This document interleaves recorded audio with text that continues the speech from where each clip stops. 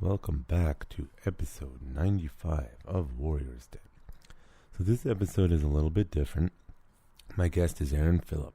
He was a university colleague when I went to university. We both went to Kwantlen Polytechnic University. He studied criminology with a minor in political science, though he'd spent a lot of time with the Model UN. He is very political, though he is a lot more neutral than myself, not as sort of aggressive and flamboyant and inflammatory. We decided to do this podcast after I posted on my Instagram story a video of our Prime Minister being heckled and chased out of White Rock, British Columbia. Since then, our Prime Minister has been heckled and chased out of multiple places during our current Canadian election campaign. And Aaron asked, hey, can we do a podcast? He actually is starting his own. So we'll see how his goes. I don't even know what it's called yet. But that's why this podcast will be a little bit different, because it's a little bit of a mix of him interviewing me and us having a dialogue back and forth. It's sort of broken up into a few sections. The first is more like kind of get to know each other. And then we talk about Canadian politics. And then there is essentially me ranting about government's policy, COVID-19, etc. I understand this is controversial for a lot of people, but I think from what I have been seeing, there is justice. If a civilian does it, it's called misinformation. When the government and our media does it, it's called disinformation. It is misleading or incorrect information, either way, to achieve a certain goal. I think that first, before I get forward, I will just put this here, a little bit of excerpt from Aaron to get to know him, to get an idea. So here it is. I think that there's a role that social media is playing in this, which shines a light on weaknesses in our democracy in a very unhelpful way. So social media creates these easily manipulated narratives which allow us to inflate emotions and subvert dialogue and discussion like you and I are having right now. Because if you and I were talking and neither of us were listening to the other person, the discussion would have very little value. Okay. And of course, before I get into that more, real quick on this one, this podcast is brought to you by Urban Tactics Krav Maga, turning lambs into lions. Since 2013, you can check us out in person, urbantacticskm.com. You can check our blog where ideas and other stuff, utkamblog.com. You can also check us out on Instagram, Urban Tactics Krav Maga, Facebook, Urban Tactics Krav Maga, also, and Twitter on Urban Tactics KM. So check us out and support us if I haven't aggravated you beyond belief. So the thing is with me, critical thinking. Never do what you are told blindly, particularly when it comes to do with health. Health is supposed to be a dialogue between you and your doctor, because one size does not fit all. And if you just follow people blindly, you could actually end up in some serious trouble. Now, I think there needs to be a discussion between the difference between an anti-vax and anti-vaccine passport. And the belief that everyone must do something or else is disturbing.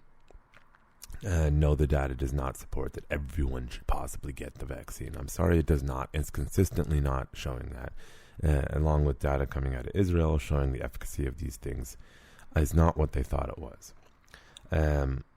Which means if you're under a certain age, that it's very much a choice as far as whether you should do it or not. The data consistently shows it's the elderly and obese and those with health issues that should probably definitely get the vaccine if they don't have any other options. However, I want to talk about that. So when I'm talking with Aaron, I'm going off the cuff, meaning I'm going from memory.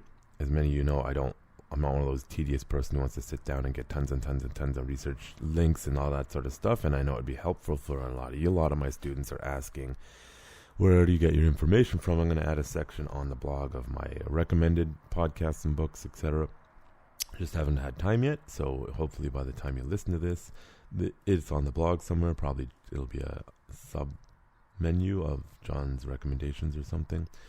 And I want to put it out there. Like, I'm not getting my information from subreddit. People need to stop. I've been, a long time ago in a debate about someone died. They were crazy. Sorry. And nothing to do with COVID.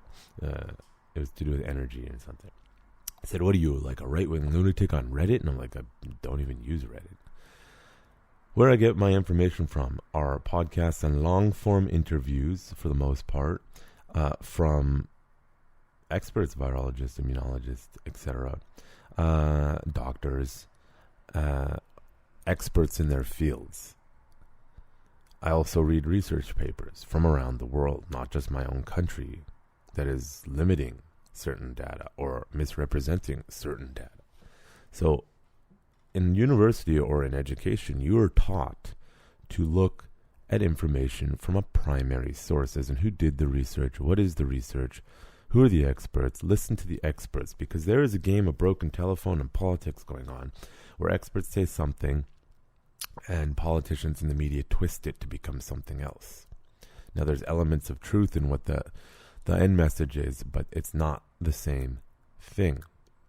End of story. And if you don't want to go do your own research, or you don't want to look into things, and you just want to listen to blindly, this is how we get mass hysteria. Now, half this podcast, by the way, has nothing to do with COVID. It's about the Canadian election and politics. So, disclaimer, if you don't like politics or you don't want to hear a discussion about COVID-19, well, this isn't the podcast for you, or this isn't the episode from you. And it's the idea that you have to be an expert to be able to read data, the idea that you have to have a piece of paper behind your name or some letters that you can understand scientific literature is an absurdity and is elitist, nonsense, garbage ideology. Now, if you genuinely don't understand, as I suggested at the end of the podcast, you need to find people in your life that you trust to be reasonably unbiased about stuff. And even if they can't convince you one way or the other, okay, fine. It is what it is. Right? I generally think that vaccines are a wonderful tool. I think there's been a lot of mistakes. Now, I don't think there's anything wrong with wanting to wait until you have all the data, and they still don't have all the data. I think, and I talk about this, the people who are straight up anti-vax as a whole are a bit lunatical, just a bit nuts, but so are the people for COVID-19 saying everyone must get this or else, particularly given the data coming out of Israel, the petri dish of testing for Pfizer, which is a bit disturbing, but okay, that these vaccines do not have the kind of long-term protection that we thought they were. And I'm sorry if this means you have to take 4, 5, 6, 7, 8, 9, 10 shots, which we don't know yet. They're kind of a failure. I mean, they've done their job at reducing death for those who are at risk. Not eliminating, reducing. But they're not the Hail Mary that they were promised. They are not what governments and scientists promised. But they are just a Band-Aid or an option for those who didn't have any other options. But that brings up the discussion of ivermectin. Now, I covered it decently, but I've made a few errors. Now, if you don't want to listen to me, what I suggest you do is you go to the Lex Friedman podcast, episode 216. He has Vincent Rassiniello. Sorry if I mispronounced your name. Titled Viruses and Vaccines. Now, Lex Friedman is MIT AI scientist. He's a brilliant human being. He also has a healthy distrust of governments because he's Russian. So anyways, Vincent is a virologist, immunologist, microbiologist at Columbia University. He's a co-author of the textbook Principles of Virology and co-host of Virology podcast. So this is the definition of an expert, okay? Now, him and Lex are saying, hey, they agree vaccine, people should take the vaccine, but no one should be forced to take it. It doesn't make sense. However, if you're listening to their discussion about that, the risk-reward calculation they're making seems to be heavily based on long COVID. So without long COVID, it very much seems like the need for everyone to get the vaccine outright is silly. With long COVID, there are some questions. Now, I was reading some papers the other day. Apologize, I forgot to list them down, but I'm sure we'll see more of this stuff. that suggested long COVID is not what we thought it was, might not be permanent, and might not be specific to COVID itself. But we will see. Now, if that factor becomes truth over time, then it means the risk-reward calculation that they're making that everyone needs to get vaccinated, end of story, is no longer valid. So that's things about science is that they said at the damn start, we need time. Science takes time. This is absolutely true. This will continue to be true. And just because governments need policies now and governments need advice to give the public now does not mean that it is correct or going to be right. And coercion is certainly never right. Trust me, if bodies are dropping on the floor, on the street, all over the place for any virus or any problem, we will have an issue. People will just take the vaccine without question because then the risk versus reward calculation is different. Now, one thing, one of my messaging is governments are misleading the public because they just want everyone to do something because their systems aren't doing so well. Now, in America, it's considerably less of a problem because they have their private healthcare system. I'm not getting into that debate on this podcast, but it's largely politicized. More than anything. In Canada, I think we have a failing healthcare system. You know, I talked to a nurse the other day, and they basically said even before the pandemic, nurses are walking away. They're understaffed. Hospitals don't have enough doctors. They don't have, and now nurses are, from my understanding, talking to many nurses, nurses are walking away from either fear of the virus or exhaustion or just being tired, or they have lost faith in the medical system. So we have a system crisis in Canada, and that is why people like the governments are panicking so badly, not because it's for the general health and wellness of the public. Otherwise, they would have been promoting health and wellness and weight loss for healthy living and nutrition and all that stuff, but they're not doing that. So anyways, on the topic, going back, I'm kind of all over the place. On the topic of ivermectin, you can listen to what Vincent says about it. The horse dewormer versus human use. Okay, it is used for horses for deworming. It's a horse version. There's also a human version. It's an antiparasitic. Yes, the FDA lists it either of those two things, but after listening to the Vincent podcast, he actually says even the FDA approves off-label use of ivermectin. You must consult the doctor for the correct dosages and when to use it. And he discusses in that podcast, by the way, that there was a study in Australia that said, hey, this is very useful and will probably help. However, the dose they were using was above the approved rate, so they dropped it. So he even admits we should have looked into this. He also says the data on masks is inconclusive. As in, there's not enough data. We need more data on whether they're not. What he means by that, I believe, I don't think he clarifies it, is there's not enough data to support mask mandates. There's also not enough data to say masks don't work outright. But again, mask mandate and the efficacy of masks are two different things. I think the mask mandates are basically stupid and have done nothing but make people feel better. Again, I'm adding all this stuff at the intro just for clarification. Now, a University of Waterloo did a study on masks recently. By the way, there were tons and tons of studies of masks before that said with viruses they don't work very well. The focus on these studies is on aerosolization, as in aerosolized particles, which happens when you do that. But remember, viruses are much smaller. So again, I don't think they're doing these studies properly with regards to virus. They're just doing it with aerosolized particles, not virus particles. So the question is, how long can the virus last in the air? How long does it spread? That I'm not sure because I don't see the damn data. And that was, I think, Vincent's perspective. But it would very much seem the University of Waterloo study that I've read, regular surgical masks in a lab with a dummy, perfect settings. So this is not humans. Humans and dummies are different. So in a perfect lab settings, surgical mask, 10% efficacy for aerosolized particles, not necessarily specific of that. So they're actually mixing it up now. I'm just reading here, a University of, right off their website.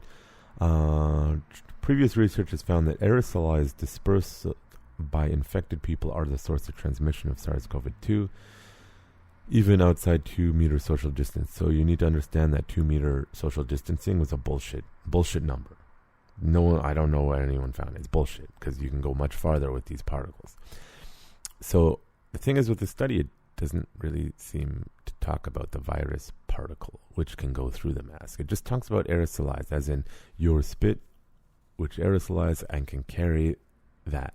Now, that means in a perfect lab setting, it's basically 10% efficacy, from what I've read, for the regular masks, and then for N95, K95, 50% efficacy.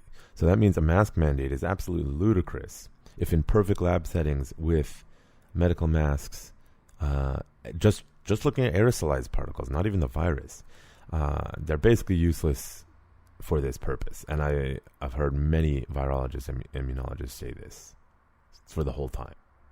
Now, the N95, K95, 50% in perfect lab settings for aerosolized. Again, this is for aerosolized particle, not necessarily the virus, so it's a bit misleading. 50%. Well, okay, now we're talking, this is a lot better. But again, mask mandates. I see people very rarely wearing those masks. Why? Because they're uncomfortable. No one wants to wear them. So do mask mandates work, or is it just about people's feelings? There's a big difference between what works and what doesn't. I've been saying the whole time, if you're scared of this virus, you should be wearing a respirator that's fitted to you and it's comfortable. Okay? They look ridiculous. They make people feel like we're in a crazy world, but that's actually what will protect you. So when we're playing a numbers game, why the policies are what they are is because they're playing a numbers game, so they need to reduce it as much as possible, which I said at the beginning. If this was just transmitted by spit, not even aerosolized, then the masks are useful, and if it's a 10% efficacy, then great. However, as we're well into this pandemic, at this point, mask mandates are more about your feelings as a general rule, considering most people aren't wearing even remotely proper masks, and even if you are, you're reusing your masks, which wouldn't basically makes them stupidly useless. You're taking them on, you're taking them off, you're rubbing them on things. Hospital protocol is you replace it after every person. So just saying. And the medical masks, by the way, are meant for spit, just so you don't spit or any smaller, larger particles. So the mask mask mandates, quite frankly, have failed. And have done more to create hysteria and problems, in my opinion. So, just wanted to clarify those two things. This isn't the best intro, I understand, but it is what it is. But I want to go back to the ivermectin. If you see what the media is doing, categorically trying to slander the use of this drug, which all over the world, Argentina, Mexico, Japan was trying it out, though I don't know what's followed out there. Studies have been promising. It was one of, by the way, 17 medications found in earlier publications that have efficacy. My further research and papers and other stuff has indicated that it's very much to do with zinc. Now, here I just off thing on the ivermectin thing. Here's a study from PubMed. Ivermectin, a multifaceted drug, a Nobel Prize-honored distinction with indicated efficiency against a new global scourge, COVID-19. This is from 2021. So abstract. In 2015, the Nobel Committee for Physiology or Medicine, in its only award for treatments of infectious disease since 6 decades prior, honored the discovery of ivermectin. So that's specifically to do with its discovery. A multifaceted drug deployed against some of the world's most devastating tropical diseases. Since March 2020, when it was first used against new global scourge, COVID-19, more than 20 randomized clinical trials have tracked such outpatient treatments. 6 of 7 meta-analyses of ivermectin treatment reporting 2021 found notable reductions in COVID-19 fatalities with a means 31% relative risk of mortality versus controls. During mass treatments in Peru, excess deaths fell by a means of 74% over 30 days in its 10 states, with most extensive treatment. Reductions in death correlations with extent of ivermectin distributions in all 25 states. Okay? This is all over the world. You've seen this data. They are demonizing this thing. As Vincent suggests, it's because they put all their cookies in one jar. Fauci put all his cookies in one jar. He's responsible for the funding. They only wanted to look at vaccines, probably because it's going to enrich a lot of people. Ivermectin, I believe, is $1 a dose. Now, my further research about this is also, again, heavily involved with zinc. Zinc is really important, and both ivermectin, by the way, and hydrochloric can help absorb zinc. Could be a huge factor, but ivermectin on its own seems to work far better. And the continued understanding is them as a prophylactic, meaning if you feel your symptoms, you take stuff with the doctor's recommendations, etc. immediately, and you will see you will see it. So in the hospitals, people go, they feel sick, they give it right away. It works. If you wait too long, and you're getting sicker and sicker, well, now it's too late. They have to do other protocols. I just want to read, if I can pull this up,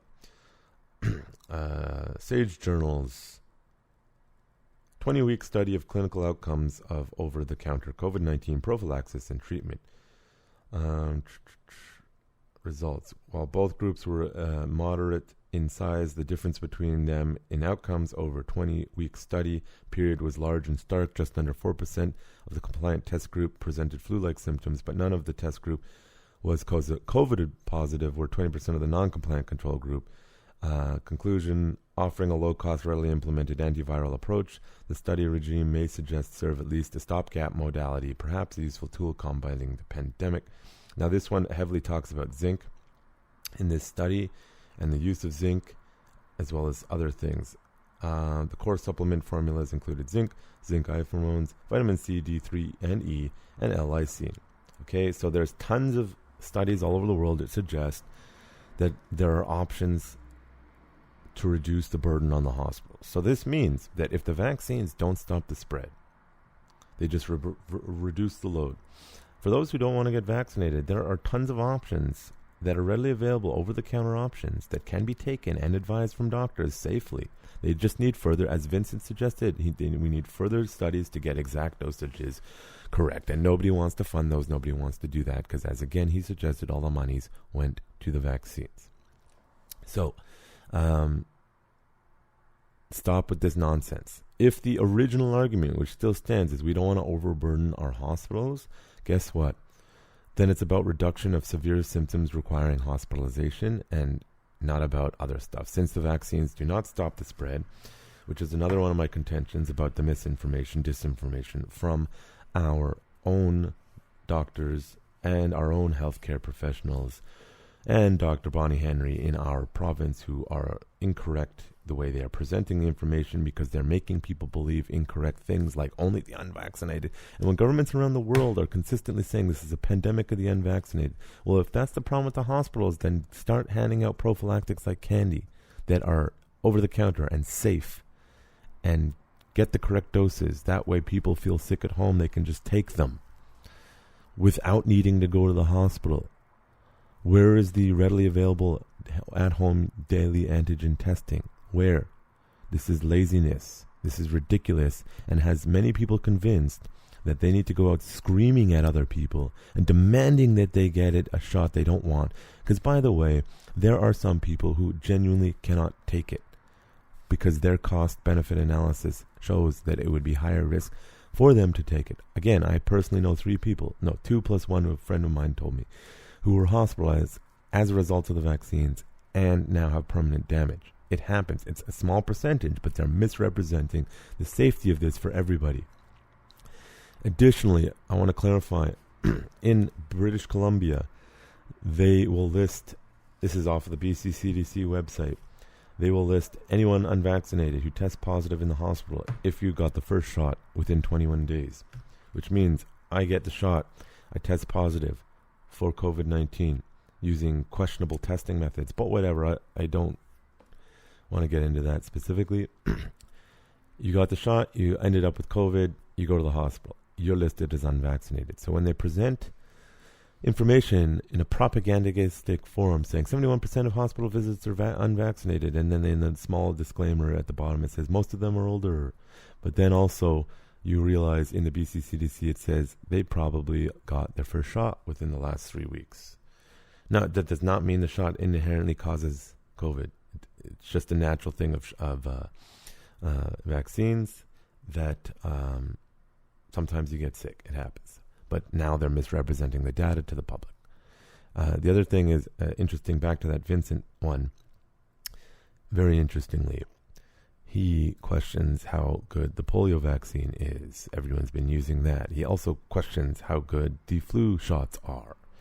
The expert. Just saying. Things are relative. So I hope I cleared up some things that I wanted to clear up in the podcast. Again, this is intro, me and Aaron talking, politics, and then the COVID thing. Critical thinking. I'm sorry, but I don't see the evidence that everyone is particularly under certain ages must get vaccinated. The evidence suggests strongly there's tons of options, prophylactics that people can take at home, consult a doctor, to prevent severe symptoms, which will then prevent hospitalization. Of course, if you need to go to the hospital, go to the hospital. You're being lied to, though, as a general rule. Oh, the last thing that I wanted to say, because I said Fauci's a liar, and Fauci is a liar. He's getting caught as a liar. And I know a lot of people don't like the source. This is just the one I have right now. Daily Wire. I get it. You don't like the source, but do find the original stuff. I'm just reading this now. So, top scientist on news report about research on Chinese labs. It's clear Fauci was untruthful. A report published on Monday alleges that U.S. government-funded highly controversial gain-of-function research on bad coronaviruses at the Wuhan Lab Institute of Virology in China. Essentially, I don't need any research to know he's lying, because his story has changed so much about the funding issue. He would have known, as the head of the funding, where that went before this pandemic happened. He would have known the fact of his knowledge never changed from point A to point B. His story has consistently changed. It went from "we did not fund this is a lie" to "if I didn't fund this kind of research, it would be it would be unethical." So he's a liar. He's a liar. So I don't know why anyone's listening to this clown who's clearly being politicized. His work in the AIDS pandemic is one thing. He is clearly an old guy wanting money now, and he's politicizing things. So my statement about him being a liar is very well founded. I've seen his emails, I've seen the interviews, I've seen his story changing. He's a liar, and the evidence is coming out consistently that he's a liar. So he should not be in his position. At a minimum, he should have been fired a long time ago. But due to politics, I'm sorry, in 5 years we're going to find out that this was a big case of government mismanagement, politics over the expense of public health, and an emphasis on them protecting our failing systems in countries like England and Canada, and politics in countries like the US. So do your research. Stop believing people blindly. Make your own decisions in consultation with the doctor, although, again, the doctors in Canada are being censored and muzzled, which is disgusting. The discussion is supposed to be between you and your patient and their specific health needs. There is no one-size-fit-all. End of story. Okay, so that's a half-hour intro. So I needed to clear up a few things, but I'll put the timestamps, you'll know, at the beginning, in the actual post, so you can see. But here is the discussion about politics, about what's going on in Canada and the election, and about my thoughts on other things, as well as my full rant about how this COVID-19 has been handled and the mass hysteria. So enjoy. Krav Maga is not just a self-defense system. It is a way of life. Warriors Den is a podcast for Kravists, fighters, martial artists, warriors, politicians, and general citizens. Consider this. The society that separates scholars from its warriors will have its thinking done by cowards and its fighting done by fools. Lucidity. Your host, Jonathan Fader, talks to guests in an open and uncensored format about their fights, their philosophies, and their lives. No topic is taboo, and the conversation may start in one place and end in another. As the quote suggests, you cannot separate the warrior from the politics and the world around them, as a true warrior must be a student in all forms of art and science.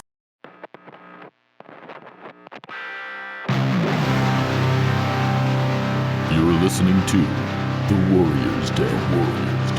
Brought to you by Urban Tactics Krav Maga, turning lambs into lions.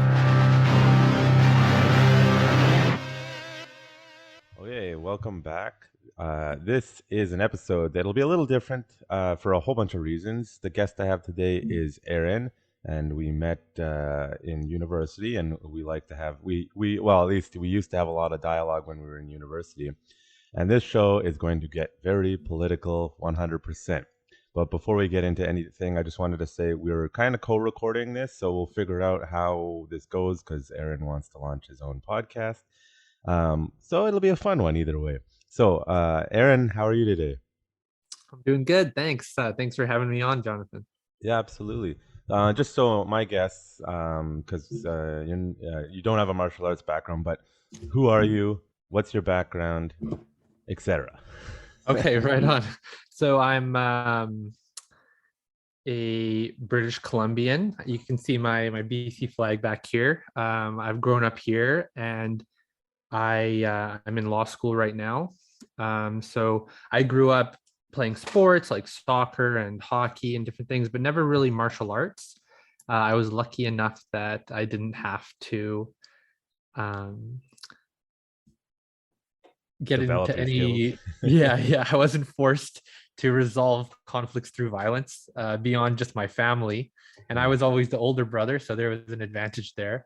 Yeah. But I definitely have a lot of respect for martial arts, and I wish I had developed more of those skills, and I do admire what you've achieved in that area. Yeah, it's been a lot of work. I wish I had more students, but we're in Vancouver, so there we are. You were my Krav Maga instructor for at least one lesson, and I would have gone back for more. Yeah. Well, that's good. Yeah, it's mostly in BC. It's like a convenience thing. People, this is a very strange province, which we'll get into. Just the attitudes of people here are not like other places, and a lot of people don't know how to read. Like, well, they're saying this, and I'm like, yeah, but they're doing this. So watch what people are doing, not what they're saying, if that makes sense. But yeah, what was your undergrad degree since we got Right. there? Yeah. So I have a bachelor's in criminology with a minor in political science with honors from Kwantlen Polytechnic University. Which is where we met. Yeah, that's right. Yeah. Yeah. And Yeah. 'cause you were pretty active there. I can't, if I remember, in the various clubs and whatnot, right? Yeah, I had a really good time in university. I really admired Kwantlen because it was a university that was big enough that it had money and facilities and opportunities, but Yeah. small enough that there were opportunities to get involved and make things happen on your own or with a Yeah. small group. See, we have very different opinions on our experience at the university. Well, I ran into problems with the student union and the administration at different times. Yeah, we both did. Yeah. But overall, it was a good experience, and I would reconcile those differences and say that I'm happy with how things went. Yeah, you were on. Correct me if I'm wrong. Were you on the like mock UN thing, or am I imagining that? No, that's right. Yeah, I was involved with the Model UN Club for a number of years. That was probably one of my main extracurriculars at school. I sometimes make a joke that I have a minor in Model UN because we did 16 conferences during Yeah. those years. We hosted 3 at Kwantlen, and then we attended a whole bunch around the Pacific Northwest in Seattle and Vancouver, and we went to Worldman a few times. The highlight of that was in Brussels in 2014 and in Seoul, Korea in 2015. Nice. Yeah. So you're a world traveler. I guess that's why you want to be a lawyer, because you want to be a politician and you have to be a lawyer according to the whole industry, even though you know how it is, right? No, that there's a definite overlap between people who study law and people who become politicians. Absolutely. It makes Why do you sense. think that is, though? Well, the way our government is structured, right? We have the legislative branch, which writes the laws, and then the executive branch administers the laws, and our judicial branch interprets the laws. So it makes sense if you're going to be in the legal branch or in government to have a study of law. Now, in theory, it's one of those things that I think it's like in theory on paper, it makes sense. However, when you get too many people who think exactly the same running things, you lose that diversity of thought aspect, and then they keep doing the exact same thing over and over and over again constantly. That isn't working. So perhaps we need less lawyers in politics because you need some, like, have you ever met an engineer, like a structural civil engineer, where they just cannot think, like, even though they're an engineer, they like cannot think outside the box when talking about like people things. And it's the I hear same. what you're Yeah. saying. Yeah. You need people with diverse skills and diverse backgrounds and diverse educations who bring different approaches and knowledge to the table. You can't have too many groups of lawyers or judges thinking that they're experts. And that's one thing that actually is pretty good about law, that there's an institution which has built in a recognition that there are things we're not an expert in. So we have rules around taking an expert evidence and expert testimony when you're qualified as an expert and when you're um, giving a non-expert opinion. So there's kind of an understanding of that, and it doesn't always go right, but it is one method of qualifying expertise. Yeah. Well, it's actually interesting because I've watched a lot of lawyers like to say, "I'm a lawyer, trust me," and I'm like, "What's your area of law?" Because there, I've run into lawyers who are lecturing me on legal stuff, and I find out their area of law has nothing to do with what they're lecturing me on, and then I'm like, "Hey, you're wrong about this." I once had a lawyer, they tried to sue me, and they were going off the basis of I'm a lawyer, and their area of expertise was something to do with like native land claims to do with the government, and something that's what they were focusing on. And they tried to quote use the like Freedom of Information Act against me. I'm like, I'm not the government. Like, you don't have a right to private information. You need a warrant or like a subpoena or something. I'm not giving that to you. And they're like, you have to, freedom of information. I'm a lawyer. I'm like, you're an idiot. Yeah, that sounds like an incorrect legal interpretation. I So know, right? yeah. Well, good for you for standing up against that. That's the difference between public law and private law. So Yeah. in public law, it governs the relationship between the individual and the state, like the Freedom of Information Act. But tort law would govern my relationship with you if you Yeah. decide to sue me. Now, That for would be those private who, law.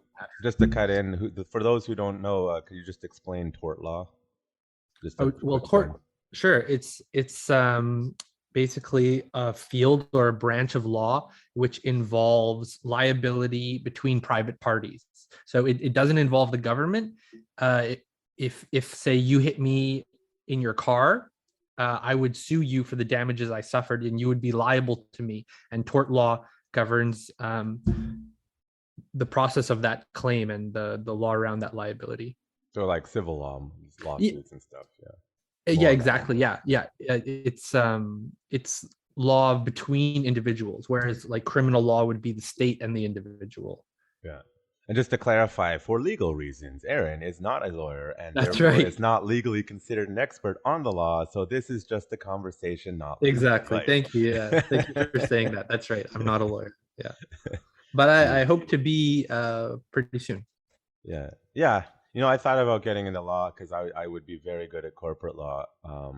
But I don't like the whole industry in like the jumping through the hoops. And, if it was a matter in like some states where you can just take the test and be certified, I'd be like, sweet. But the whole, you have to intern after law school forever, and you get Yeah, treated you like have to garbage article. forever. Yeah, article. And then I'm like, you're qualified to enter the profession, and you're a yeah. baby and you're level 0, and now you can start learning things. Yeah. Now there is merit to that, and there's also not merit to that. What are your thoughts on like making it so strict here about that, as compared to like Well, some states where it's just like take the bar and you're a lawyer? no, that's a great question. So you have two values that you're trying to balance. On one hand, you want to qualify lawyers. You want the public to be able to trust that a lawyer is competent, that they know what they're doing, that they've studied, that they're not going to lead them astray or take advantage of them, and that if they do, there's a professional governing body which will hold them accountable. So it creates trust in the profession of lawyers, which we want. Because if people are going to get help when they've been taken advantage of by someone powerful, they need to have a lawyer who's on their side, who they trust. On the other hand, you want to have access to these people. You don't want them to be so highly qualified and highly educated that they're unavailable. Because when justice is only available to the rich and powerful, it's a reductio ad absurdum.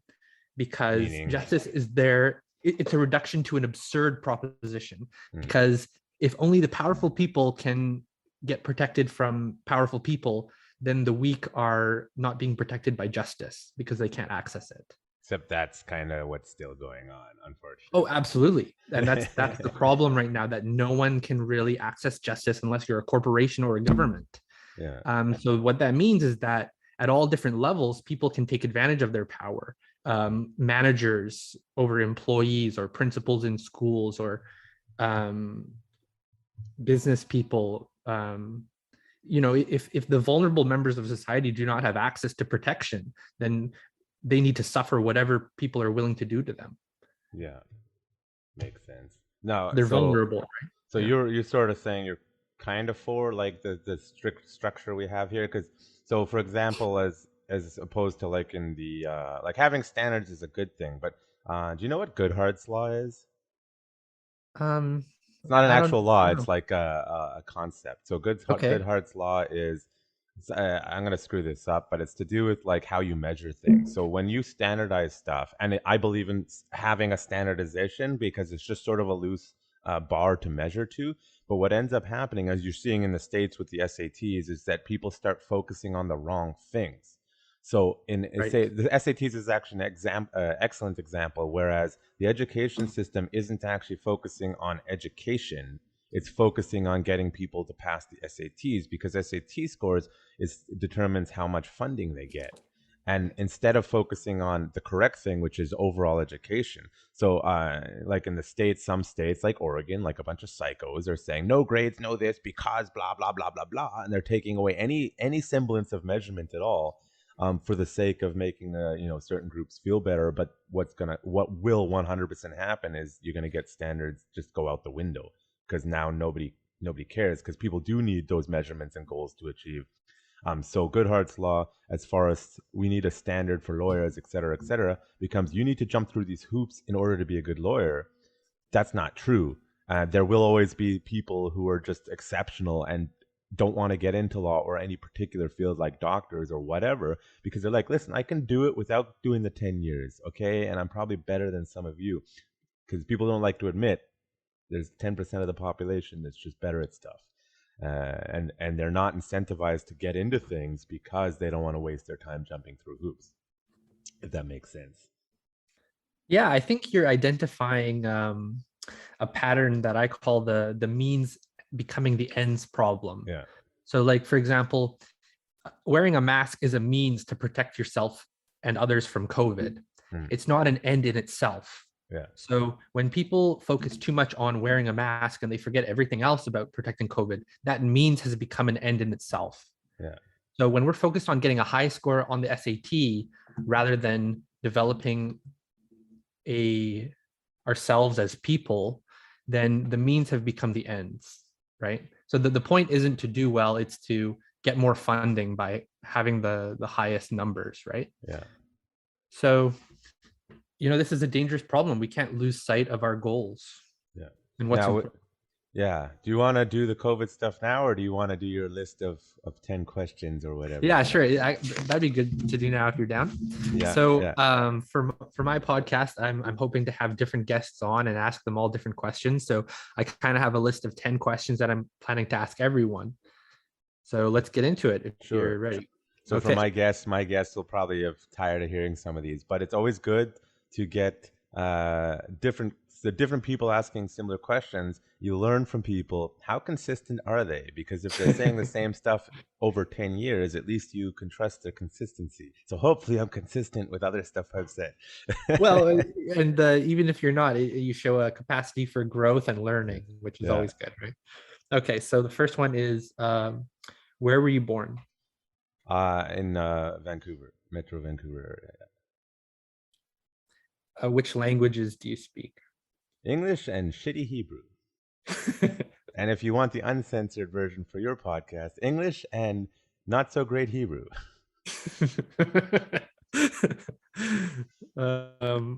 What is your profession? Martial arts instructor and general dissident. No, I'm kidding. I just aggravate a lot of people.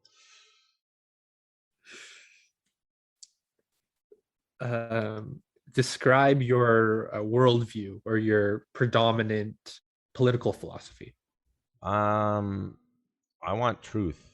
I think that the search for truth and growth is the only way we will come out of this thing that is the human experience that so many people seem to be struggling with. Unfortunately, the truth is often not what people want to hear, or it goes against the narrative because I don't like black and white dichotomies, and I know humans prefer that because it's simple. So I guess the search for truth, meaning I've already found in teaching martial arts. As far as political, I'm more like center right because I believe that is the safer route to a more enlightened society. What's your favorite thing about yourself? I don't know. Let me think. Ah, I don't know. That's a tough question. Honestly, it's very existential in the sense like if I'm not me, if I'm someone else, am I even me? So I don't know if I can answer that with a specific thing. I'd say you just have to be content with yourself if you're not. Well, if you don't like something or like something, you just have to refine it and get better or worse or ignore or whatever. It's just contrary to people's belief about me who are unwilling to have a conversation, a proper one, I believe I'm capable of learning and growing in a way that other people might not be able to. But a lot of people would disagree with that, I think. I don't know if that answers it. Yeah, I think that's a pretty good answer. If you want, you can say something you're the most proud of. That's kind of what I'm thinking. But if not, we can move on to. Well, I mean, if that's the case, that I've built something that can help other people grow. If that's, but that's more of an external thing, I suppose. Like my company, Urban Tactics. Like I've helped for those who want to come and learn from me. Then I've helped them in their path to development. A lot of people don't like my approach and walk away, and that's fine. But I've had a few cases with some individuals. Well, I'll give you the shining example of that I had. I had an individual, a teenager, who came in, and they know about, like, I'm not going to say their name, but if they're listening, good for you. You did a good job. Anyways, and they could not talk to other people. They had severe social anxiety and they would break down and could not function. And through teaching Krav Maga in a few years, I got them to not only overcoming that to a degree, but teaching the class. So I think the thing that I've created for those who trust me and my methods, I can get some pretty amazing results, I think, helping people grow. Is that a better answer? I like both. I like both, honestly. What do you want from your life? Well, what does anyone happiness, healthiness, just happy, healthy life that leaves some kind of positive legacy, I think. It's pretty straightforward. What is your view of modern religion? It's changed over the years. When I was younger, I was one of those, for those who don't know, I grew up Jewish, shocker. Even though I don't get along with the Jewish community, I don't know if you saw my Facebook board there the other day. It got quite inflammatory. But anyways, when I was younger, I was one of those ardent atheists, and I don't like a more Richard Dawkins type approach to things, where he's like, anyone who believes this is nonsense and how dare they. And over the years, I'm more, the lines between spirituality and religion are exceptionally blurred because, of corruption and whatnot. And I actually, Ben Shapiro changed my mind with he was explaining that a lot of people need to believe in something outside of themselves or they will lose their minds. So I personally don't need religion. It's not necessary in my life so that I don't have some kind of existential psychotic crisis. But I think a lot of very intelligent people choose to go to religion to avoid that existential crisis. And I think if religion is doing a positive thing, it depends on the religion, because I think a lot of religions are doing very negative things, or at least the administrators of said religion or the clergies. Not all of them, it can be a very positive thing, but it's often misused and bastardized. So if religion in a person's life is helpful and makes them happier and more productive without being a preachy douchebag, then I'm okay with it. But if it's something that is making you believe that it's okay to oppress others or attack others or convert others or preach to others excessively, I'm not okay with that. So I guess that's my answer. What's your view of modern capitalism? Capitalism is not a problem. Consumerism is a problem. Capitalism is simply an open ended means to find solutions to problems and allows the most creative people to do, the innovators to do. Consumerism is using greed to convince people they need something that they don't, right? So what they'll do, it's not just companies, it's governments do this too. They're doing it right now. Is I need to convince people of something so that I can get what I want. That's not inherently specific to capitalism. That's inherently specific to humanity, as in humans want to acquire resources. The issue is not capitalism, it's how you use it, right? The concept of ethical capitalism. You're seeing people like, I think Elon Musk is applying ethical capitalism because he's saying my goal is to make the world better. I want it greener. I want these technologies, and he's doing whatever he needs to do at the expense of his bottom line in order to make that achieve. And he's done an amazing thing versus someone like Jeff Bezos. He says he's helping the world, but I don't really see it. Now, I mean, Amazon has done a good job at making a globalized world if you want that. So he's helped the globalists immensely. But is he really an ethical capitalist? I'm not really sure about that. So capitalism, to me, is the most successful model for the evolution of man through as far as working with our innate in biological behaviors of we want to acquire and develop and grow. But it's what you do with it. Pushing consumerism, you need the new iPhone every 6 months, is insane and not healthy. Okay, we got a couple more questions for you. Yeah. So far, it's been pretty good, I think. Yeah. What's your view of modern gender classification? You want me to not swear on your podcast? Are you going to have a censored podcast or not? Is what I'm asking. No, you can speak Fuck freely. that. Okay. I can't stand the people saying trust the science. This applies to this too, because they've basically taken biology and said fuck biology, fuck actual science. I want to believe whatever the fuck I want to believe. XX and XY chromosomes or XXY chromosomes exist. Period. End of goddamn story. Stop telling me these things don't exist. If you define biological male and female simply as it should be, as we've defined it throughout nature, which is whoever has the eggs and bears the child is the female, and whoever has the zygote or sperm or whatever is the male, that you cannot change. And then genome-wise, yes, you do get the odd genetic mutation that is XXY, that does exist. Now, people are confusing gender with your expression of who you are. And they're trying to pretend like biology doesn't exist. Like the Olympic lifter, which I think is insane. And I think they choked. Because if you look, I forgot Hubbard something from New Zealand in the Olympic lifting. If you look at their normal ability to lift weights, they'll blow the female records out the water, even though against men, the male records, they're in the middle of the pack.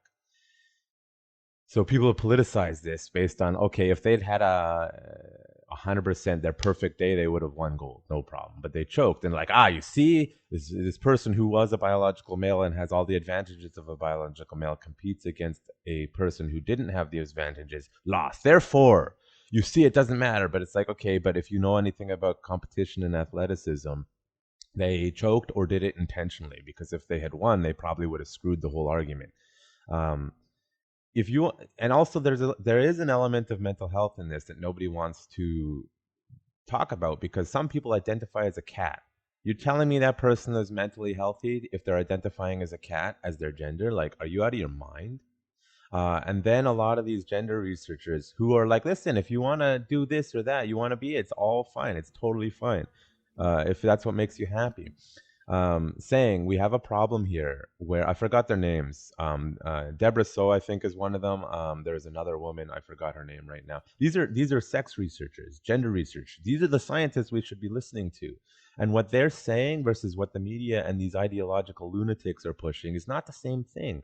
They were saying historically throughout humanity, there has always been, seems to have been recorded cases of men, biological men, who exhibit homosexual tendencies. It's very common. Or even, if you want to use the word transgender, there is historical precedence for that. Women, however, there is much less historical precedence for transgenderism. What there is historical precedence for women is that women are more sexually fluid compared to men, as in there's more women willing to be bisexual than not.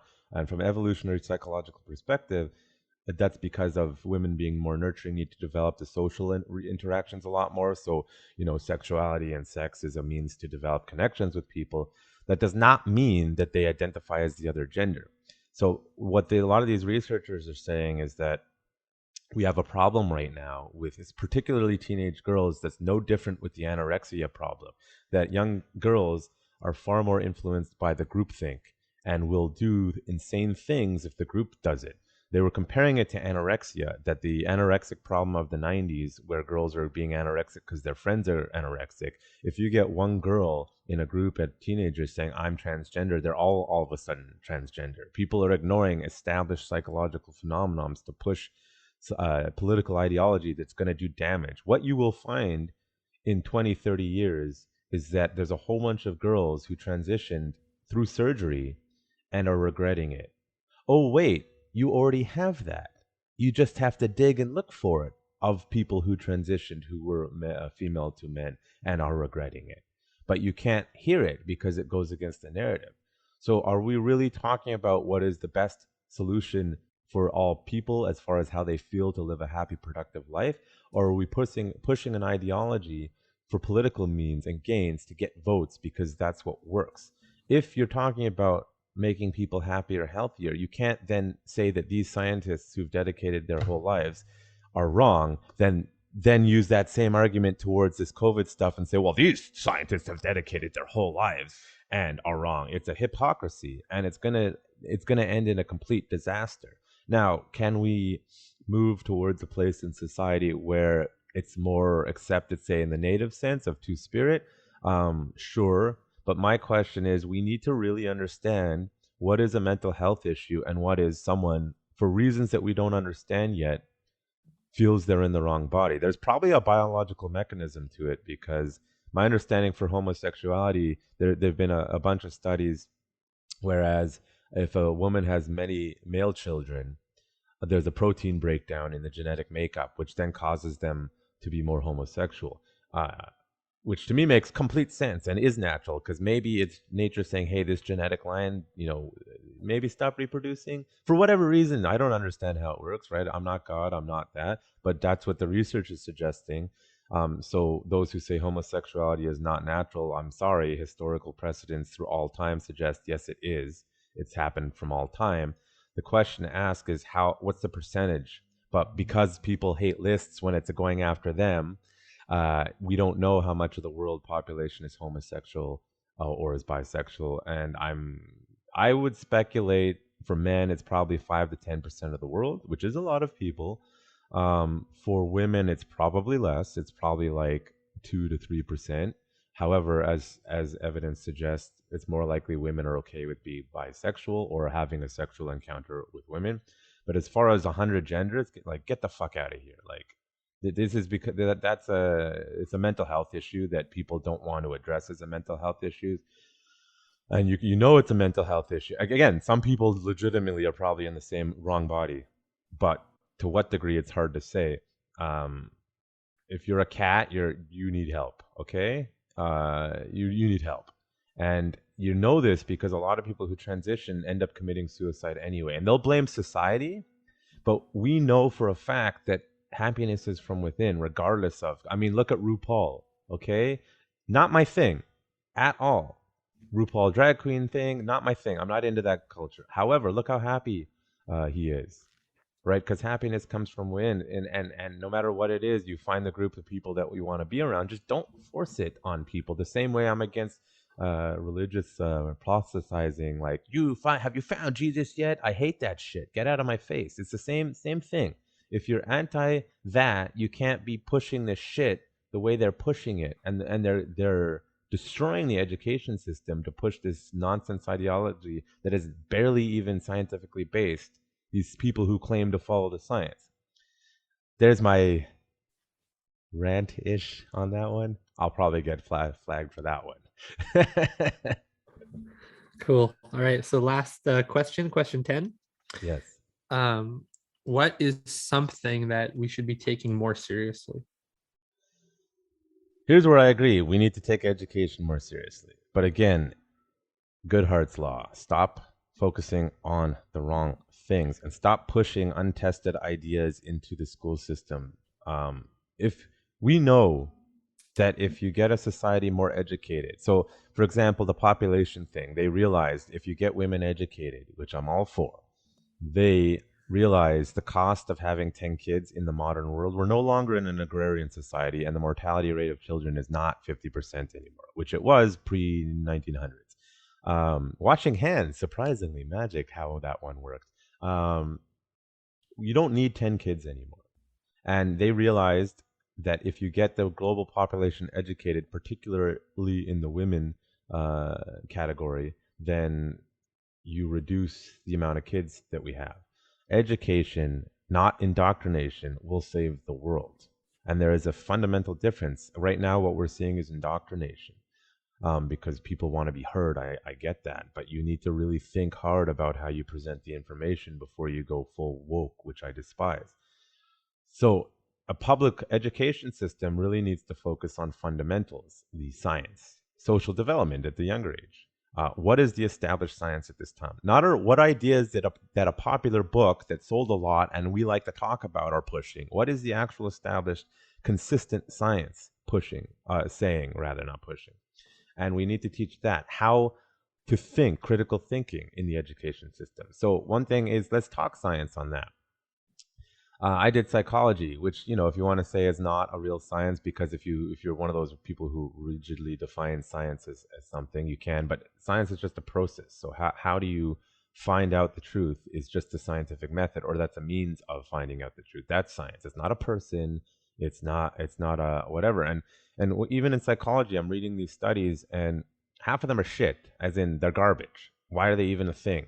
Like, why am I reading this? This is nonsense. Why is the teacher saying this is a good study? This is a crap study. I even had a sociology professor who's like, I got my PhD thesis and I destroyed his PhD thesis in a paragraph of counter, and just the look on his face. I forgot exactly. It was like a sociology's people forget about evolutionary changing need and behaviors. So he's like, human behavior is justified because XYZ. I said, if I take your theory and take it to people 100 years ago, it's not going to apply. Here's why. And just the look on his face was like, so this guy got his PhD on a thesis that is bullshit. And I just proved it wrong with just logic. So you need to teach critical thinking. And just because it's a scientific paper doesn't necessarily mean anything. You have to read it. How did they acquire their data? How did they acquire their conclusion? Because they can do a wonderful study and then you look and it's like their data is misrepresentative. Or, this is very interesting. We need to do another study to see if did they get it wrong or did they get it right? And teaching people to understand that difference. It's not black and white. Oh, a scientist did this. This is science. Therefore, right? So critical thinking needs to come into the education system. Challenging people needs to be more comfortable, but not, we need to teach the social skills. I think something that's happened in the education system is that there's too many women in it. Now, women are more compassionate. They're more empathetic. They're more willing to communicate, and they want to work with children. This is natural. But if we look at all the data, the consistent data, not a study, is that young teens need a bit more freedom. Boys, need male role models. They need strong male role models, because you see that in many communities where there's no fatherhoods around, they have a lot of problems. And so if the majority of people teaching post-secondary are women, you're not getting that even perspective. And also teenage girls need it too. Now, elementary school is different. I think women are probably better suited to that, but there's been an over focus on emotions and empathy and this and that in the education system, and an under focus on the knowledge. Now, if we take, say, the Chinese education system, that's completely flipped. They don't focus on the emotional at all. So education is key, but it needs to be balanced, and it needs to, in a publicly funded one, it needs to very much focus on established stuff, not new ideas. You can maybe do a trial run here and there, see how it goes. Like, a lot of people don't know, unrelated education, like universal basic incomes has been tried a bunch of times, and it usually fails flat. And yet political ideology keeps trying to push it. That's a whole different topic. But you don't experiment in the entire system with new ideas that are clearly not working, and that's what our education system in the West is doing right now. And it's not focusing on developing innovative, creative minds based on established knowledge. The established knowledge, by the way, could be wrong in 100 years, but for the sake of safety's sake and development, you need to stick to the established knowledge, as in we've been consistently understanding this for like 15, 20, 30 years. If that makes sense. I obviously can go on and on and on about that, but proper, neutral education is where we need to go in the world. Cool. Okay, so there's that part for Aaron, who really wanted that for his podcast. Who is the guest? So for my guest, you'll know a lot of that already, but for Aaron's guest, you can say, "Oh man, I knew that guy was nuts." Right? A lot of the people in university think I'm out of my mind, but that's what I learned in university. Was most people are just there for the grades and the paper. They're not actually there to learn. And I called a lot of people on this. And it made a lot of people very angry. But that's the reality of the world. And so one of the reasons that I wanted to have you on, because you wanted to have a discussion, because we disagree on how government should operate. I am not an anarchist. I believe in limited government. It's necessary, especially with 7 billion people. However, if the solution that governments have is more government, more taxes, we need more and more to fix the problems that have been keep compounding, the answer is not more government. So how do you think a government should operate? Well, I would definitely agree with you that we need to have a government whose powers are limited, and a government who embraces those limits on its own power and doesn't seek to become absolute or totalitarian. At the same time, we live in a world of complex states which are not equal at all. And we live in a world of corporations which have incredible power to make decisions and run our lives.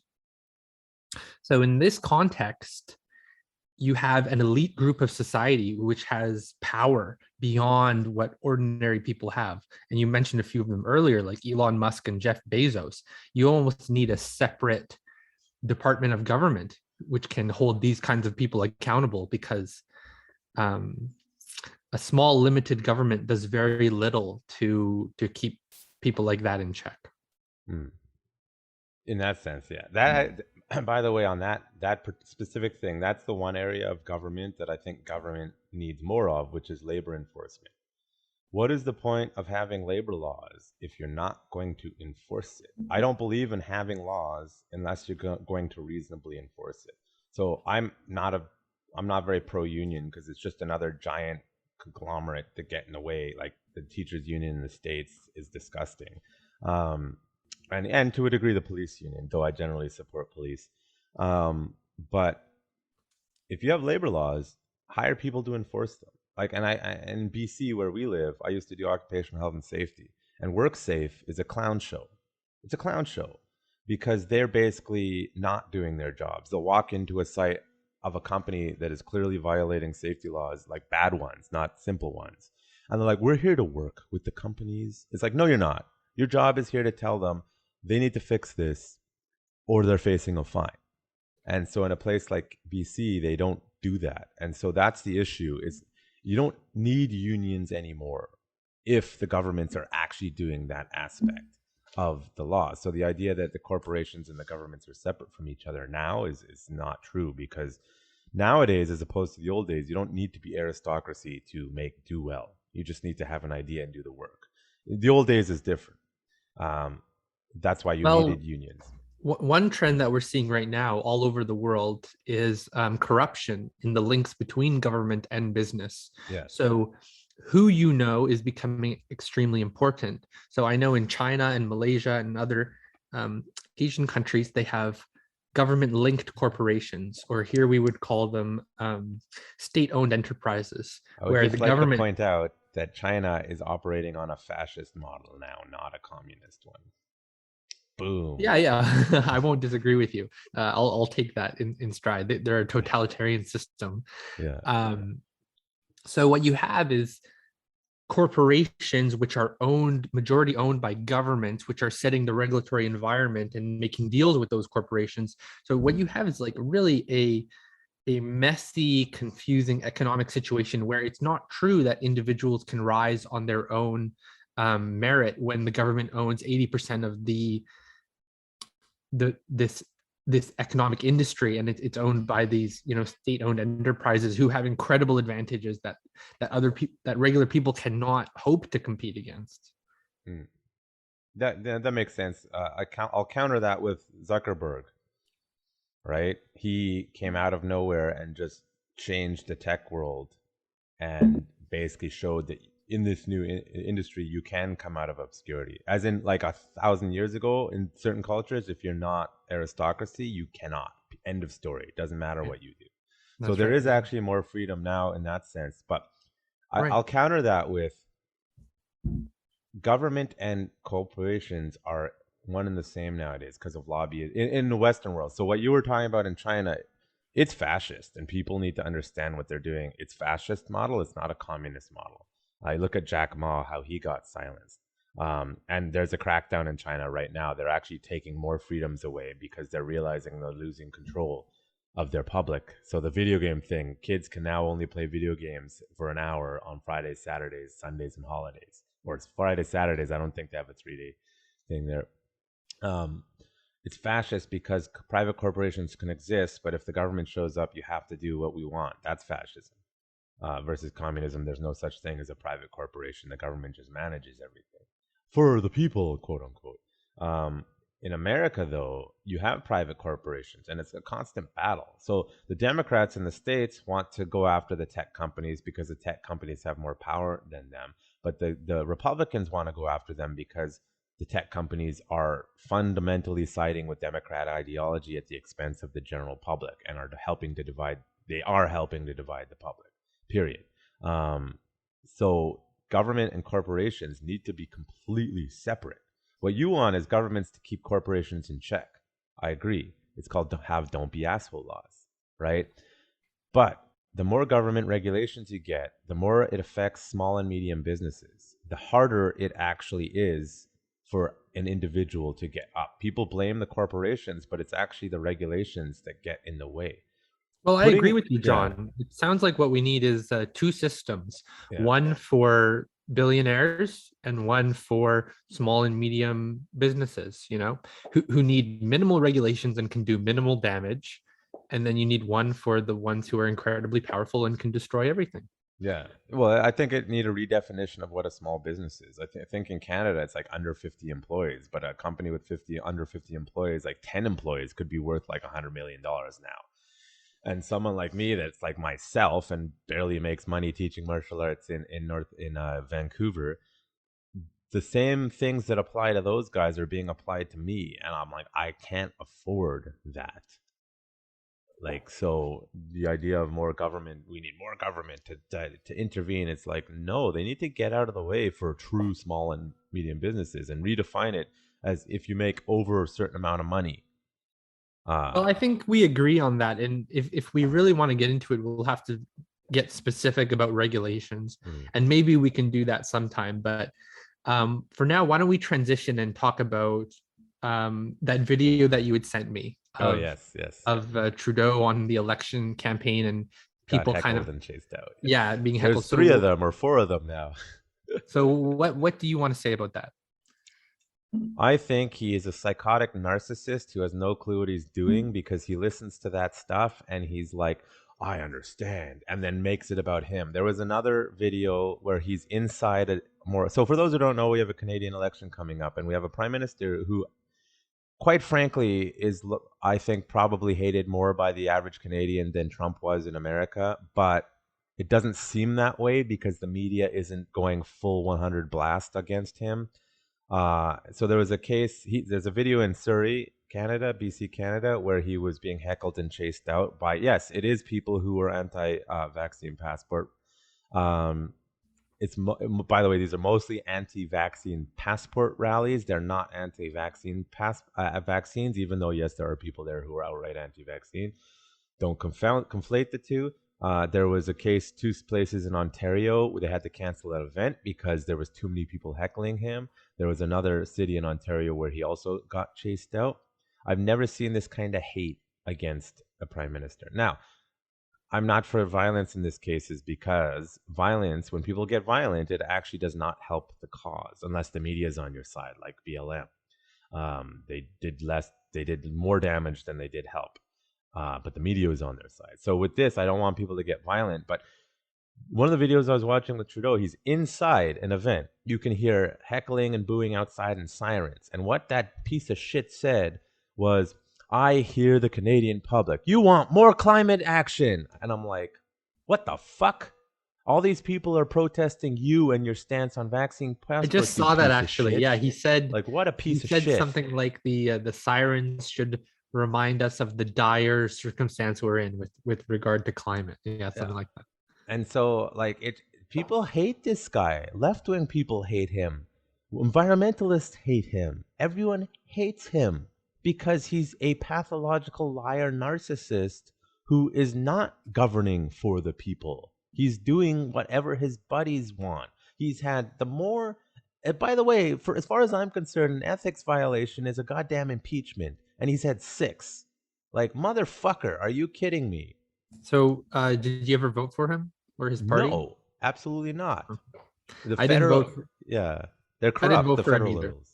Yeah, but I probably have I would say like a more balanced or a less extreme view. I don't have an extreme view. The media just makes it seem like it's an extreme view. Well, you use words like psychotic, narcissist, and pathological liar. Okay, so those are strong opinions. Yes. Right? So here's the thing: if we compare the persona of him versus Trump, you had people like how they behave and talk. Okay. And comparing narcissistic tendencies, pathological tendencies. If you've ever read Trump's, and so the media and their experts, I'm doing air quotes, he is a clear narcissist, pathological this and that, and he's doing that. Now, do I think he's a narcissist? Yeah. But if we take the same standards you used on Trump, Trudeau is worse because Trudeau will check off the psycho boxes more than Trump will. Trump might check off the narcissist boxes because if he thinks people don't like what he's doing, he will change his mind. If Trudeau thinks people don't like what he's doing, he'll put him on a terrorist watch list, which he's done with reporters. So if we're going to call Trump a psychopath and a narcissist and use the same definitional standards, then Trudeau checks off more boxes because at least Trump listens to some degree to what the public wants. Trudeau I don't know about ignored. That. I'm not sure if I would agree. We would have to really look at it item by item. I know we disagree with the stance on that. The checklist. But I think what we agree is that in each country, there is a level of public hatred and vitriol. And I would say that part of this hatred is irrational. So I'm not saying that. Correct. Yeah, I'm not saying that your criticisms of Trudeau are wrong or exaggerated or irrational. They're definitely strong and extreme, but I think that there's a role that social media is playing in this, which shines a light on weaknesses in our democracy in a very unhelpful way. So social media creates these easily manipulated narratives, which allow us to inflate emotions and subvert um, dialogue and discussion like you and I are having right now. Because if you and I were talking and neither of us were listening to the other person, the discussion would have very little value, Which is especially most for the listener. discussions on social media. Exactly my point. So when I see people shouting down Trudeau, like not being willing to listen, I understand that he's done a lot of things wrong and he's broken promises. And A lot, yeah, I or understand a he's not like dump great. truckload. Well, I understand. At the same time, there's a large portion of the country which does agree with him, and we should be able to talk about it in a democracy. And there's time to let out your emotions, but it seems like there's so much pent up hatred and people saying things like giving death threats to Trudeau or saying he should be arrested. Like, this guy is the prime minister in a country which relies on public trust for the government to be able to function. So either we find someone who we can trust, or um, we decide to support Trudeau. But either way, we need to have like a reasonable discussion about things. And I Okay, think so I just that, want to stop you there for a yeah, sec. Do go ahead. you think he has broken the law ever?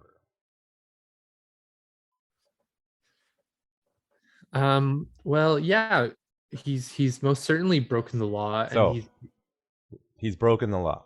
well, at least he's broken ethics violations. Like, he's been found to have violated the rules around ethics multiple times. And in That's I what don't, I'm yeah. referring to. Do you know of other laws he's broken? Yeah, there I forgot the specifics because it's too much. There was one time they did something that in order to prevent them from really getting screwed, they changed the law after the fact. I didn't do this. Like, so if we agree that if you say that breaking an ethics law once, if it's a misunderstanding, is okay. Hey, don't do that again. We're not No, talking about I would go further than that, John. I yeah, would say on several occasions he's shown questionable judgment, questionable. and well, you could even go stronger than that. It's almost intentional at this point. He has he's cheated and only said sorry when he got caught for it, like with the Jody Wilson-Raybould and the Attorney General situation. That was a major assault on prosecutorial independence. Correct. And completely inappropriate. And I know it'll never happen, think once he's out of the Prime Minister's office, they should 100% investigate everything. End of story. And you will find he's broken the law. You will find that I don't see any possible way that he has not. If he was a private citizen, got caught doing the crap he's doing, he'd be in jail. I think he'd be in jail. Or at least fined to the tunes of millions and millions of dollars at a minimum. If he did this. I don't know. We would have to talk about what specifically you think he needs to be punished for. But when it comes to the election, I would say that I have not voted for Trudeau up till now. Till now? Yeah. Up till now, I have not voted for him. Oh, I see what you mean. I was. yeah. You can tell I'm very. I hate him so much. I think hate is the correct word. Okay, well, that's what I find a little bit concerning. You know, it's okay to hate extreme people, but is he as extreme as you think? I really wonder. Yes. I'll give a comparison. People hated Harper, except my understanding the game. Let's talk the gay marriage thing. My understanding of the gay marriage thing with the Conservative Party, and Erin O'Toole is doing it too right now with the environment stuff, is they're saying, listen. So the general base of the Conservative Party did not support gay marriage. Harper, who does not support gay marriage personally, said, listen, if we don't want a divided country, I'm sorry, we have to allow this. This conversation is over. Okay? In order to keep the country together, we're done this debate.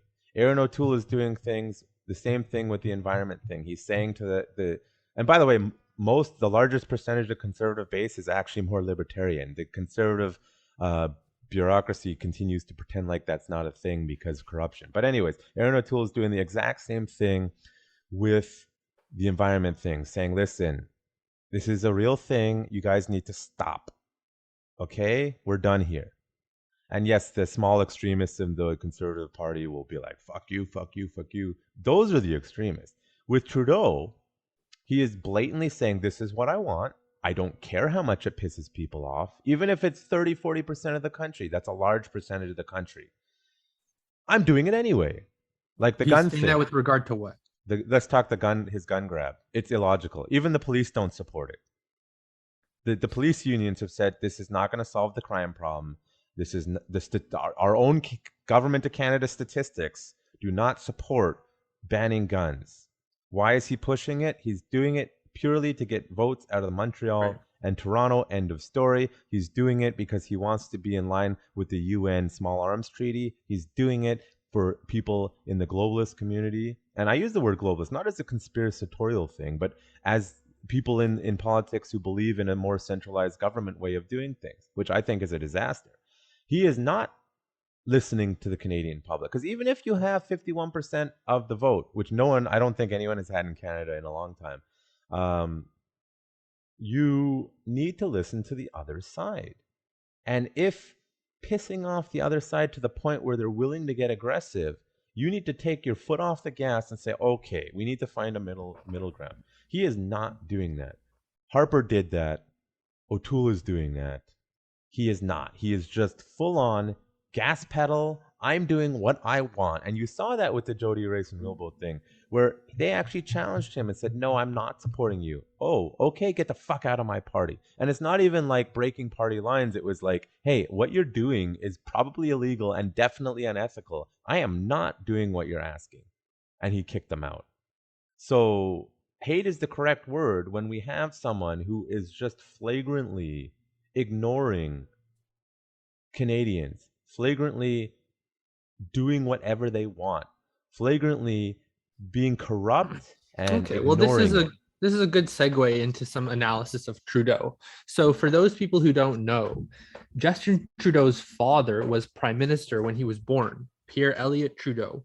So, Justin grew up with this life where his father was one of the most beloved Canadians who brought Was us he the Charter though? of Rights and Freedoms. Well, he was definitely controversial in Quebec, etc. But basically, he was one of these elite members of society, and Justin got access to important people in Canada. He got access to privileged educational opportunities.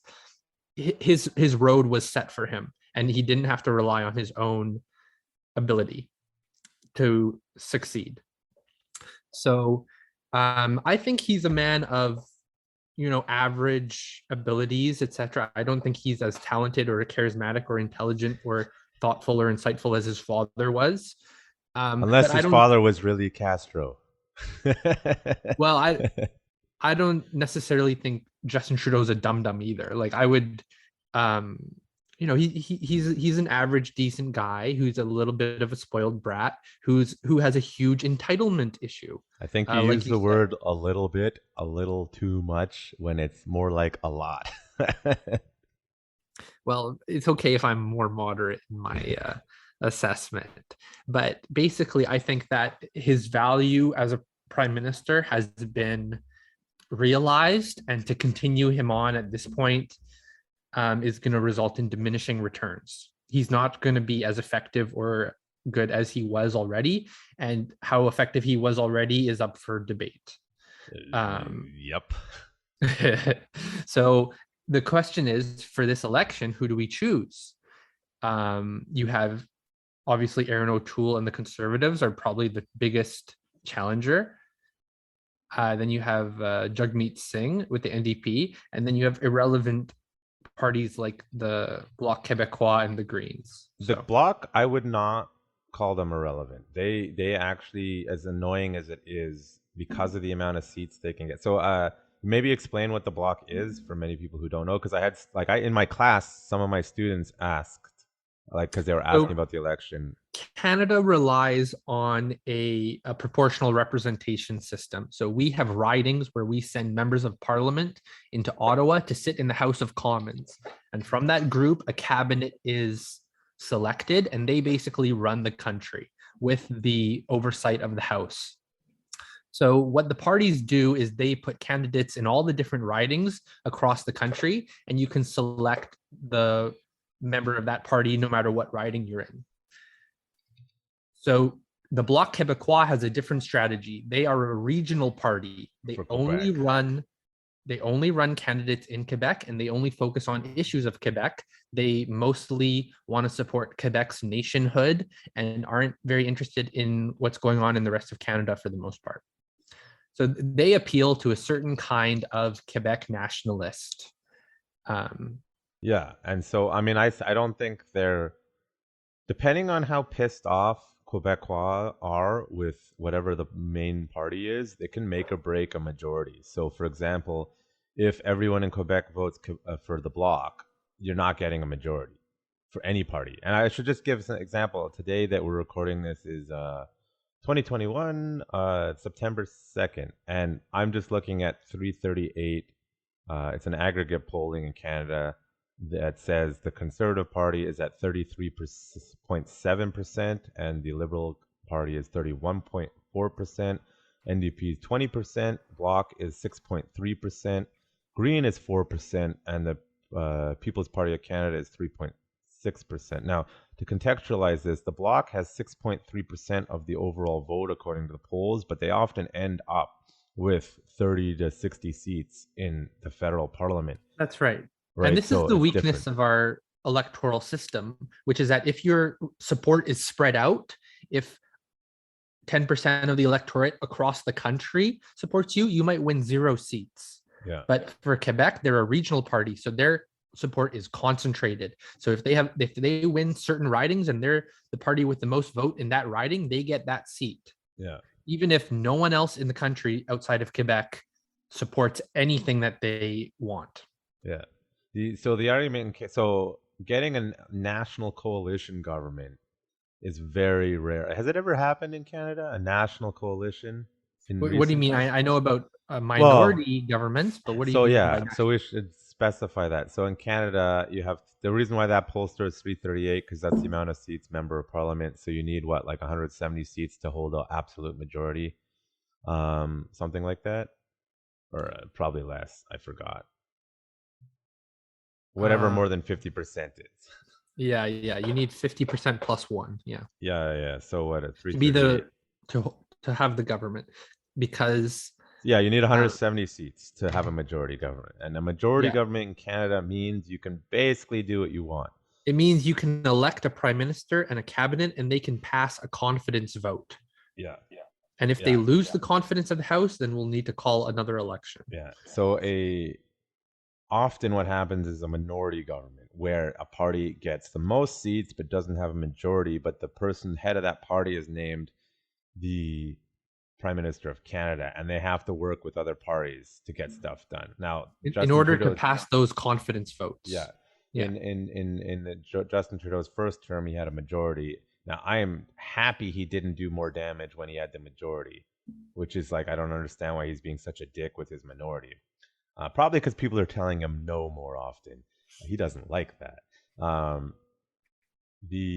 What can happen, though I don't know, not my lifetime, is you can get a coalition government. This happens in Israel all the damn time, which is why their politics are so crazy. Let's say there's a theory that even if the conservatives get a strong minority here, that the NDP and the liberals will create a coalition and say, no, we're forming government. Now, I think if they actually do that, it's going to be that's really what they're doing disruptive. That's what they're doing right now. Yeah. But it sounds like what you're suggesting is that the conservatives have the most seats. Yes. Then the liberals and the NDP combined have over 170 and can form government. Well, I think they won't have over 170 this time, but let's say Combined? a minority government could still be less than 170, but because collectively they have more seats, they could hypothetically go to the governor general and be like, we want to form government as a coalition. But if they don't have the 170 votes to pass a confidence measure, they can't pass a budget, they can't form government. Yes, correct. But that doesn't mean they can't try to do a coalition, because in Israel, governments that have coalitions, they do this all the time. And it works out, it doesn't work out, because you can still form a coalition with less than the majority of seats. It's just you need a functioning government. But that's why I think that plan is going to fall apart because Canadians aren't familiar with that style of politics, and I think it would divide Canada immensely to do that. But they are suggesting, Jagmeet Singh of the NDP has suggested that if the Conservatives get a minority government, they're basically going to do absolutely everything. So in theory, how it would actually work in Canada is you get a Conservative minority, and the NDP and Liberals combined just keep voting everything down. Then the swing vote would be the bloc, which means it would basically be a dead government, which I am not against if it gets Trudeau out. Because I suspect if he doesn't win again, his party's going to boot him. Because my understanding from the rumblings, this is what's so disturbing about Trudeau, is that his own party outside of his inner circle wants him gone. They want him gone, but there's no real other. Like, they could do a vote of no confidence and say we don't support him inside their own party. I don't know why they're not, because from what I'm understanding, most people in the party want him gone. They want him gone because he's Well, he's a child, and they don't that's like one dealing of the with him. tensions. Yeah. The prime minister, the leader of the party, has control over the party, but they Yeah. depend on the support of the party members. So Yeah. they can do a little coup within the Liberal Party and remove him, and the prime minister can change without an election. Yeah. But right now, he enjoys the support of the party leaders. For some strange reason that officially, because I'm hearing unofficially from sources that they don't support him. Well, but because another thing would be a problem. another thing that we can address here is that this election is happening in the midst of this pandemic with COVID, and this is placing incredible challenges on society. So I don't want to have a dysfunctional government. I want a government which is strong enough to address the challenges that we face, to collect the data, and to enforce the rules that they come up with. We disagree on that. I personally am happy they called the election because I knew it would sink in. And I don't understand. I really don't. I mean, I do. It's mass hysteria and fear, the issue with holding this election, because we've had 4 provincial elections during the pandemic, during times that it was an even worse, and it went just fine. Right. I'm not concerned about the mail-in ballot thing in Canada, like in the States, because we actually have voter ID and extra checks and balances that ensure that you can't double vote or whatever. So people comparing the States to Canada really don't understand the difference in the system. It would be very difficult to screw with the mail-in vote in Canada. But the fear of having an election at this time, I think, is, as far as actually having it, I don't think it's warranted. You could make the argument, as you said, about destabilizing things, but I think we're already going down the route of destabilization. Yeah, actually, regardless of it. That's something Trudeau said when he called the election, was that the work environment in Parliament had become dysfunctional and toxic, and they needed a new house to get things done. So if he says that, I believe him. Yeah, because no one wants to work with him anymore. So in his head, he's like, it's toxic because you won't do what I want. Well, so someone is going to get a mandate from the Canadian people, and then that will be authoritative, and they'll be able to form government. We'll see. Because even when he got a majority government, he's like, I represent the majority of Canadians. It's like, dude, you had like 41% of the vote. No, you do not. See, I'm stuck. I don't really want to go with Trudeau. I've never been in his camp. I don't like anything I hear about Aaron O'Toole. Why? What don't you like about him? He just, to me, looks like an angrier, dumber Andrew Scheer.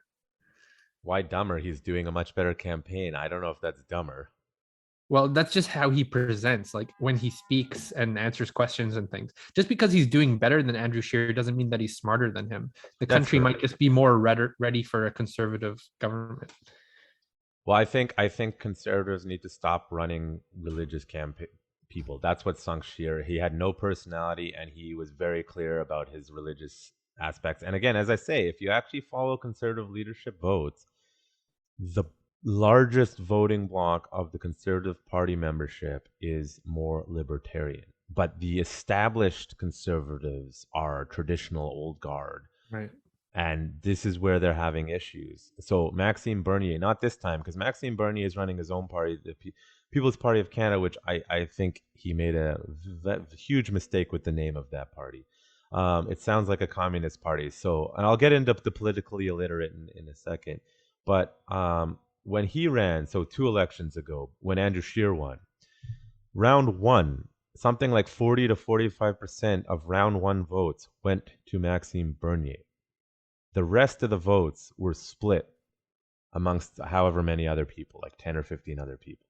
For the conservative leadership. For the conservative leadership. It took them combining all of the other votes together to get rid of him. He lost by 1%.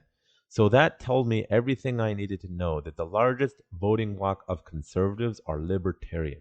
This is my contention, and this is the contention with a lot of conservatives, with Aaron O'Toole or people like him, is they are ignoring the fact that the largest voting bloc in their party wants less government and wants them to stop operating in the way that they're operating. All right. And I don't think Maxime Bernier, who was a conservative MP, I believe he was even a cabinet minister at one point, said, I've had enough of this corruption. I'm forming my own party. I don't think he'll do very well. He may actually pick up a seat for the first time in Saskatchewan or Manitoba. I honestly think so, because they were really pissed about the lockdowns in those places. But a lot of conservatives are saying, please don't vote for him this time because we need to get this person out. Well, that's always the problem with yeah. the right wing. They need to unify, right? But then how do you keep all those elephants in the tent? Yeah. So my heart wants to vote for Bernier, but in my writing, I'm not going to. Now, if I was in a strong conservative or like super strong NDP riding where I know I'm going to give him that vote for the percentage of it, right? But I'm voting strategically, and that could mean I'm voting for a variety of parties. It doesn't. But you're voting to defeat Trudeau's Liberals. Correct. However, that's how much I normally don't vote like that. Honestly, I probably would have voted for Bernier last time, but he didn't have a person in my riding, so I couldn't. Now he's got people in the riding. However, I'm voting strategically. Now, I know people who despise Trudeau, but it's unlikely the conservative is going to get into their riding. So I'm like, you need to vote NDP. And I despise the NDP. But as far as a political platform, as far as a person, I'd probably much rather have Singh in charge than Trudeau. But their party platform, I have a problem with. What are your thoughts on the NDP and their platform? The NDP is who I've traditionally voted for. Shocker. And I'm a big fan of John Horgan's provincial government here in BC. I think they've done a really awesome job. Shocker, right? And they've shown leadership and good decision making. So I'm less optimistic about the federal NDP and Jagmeet Singh, but I think that they're an important voice. I wish that they were less ideological and virtue signaling at times. That's why they'll never win. Yeah, I don't think you're necessarily wrong. I'm mostly happy with living out here in BC. I don't know how much the federal politics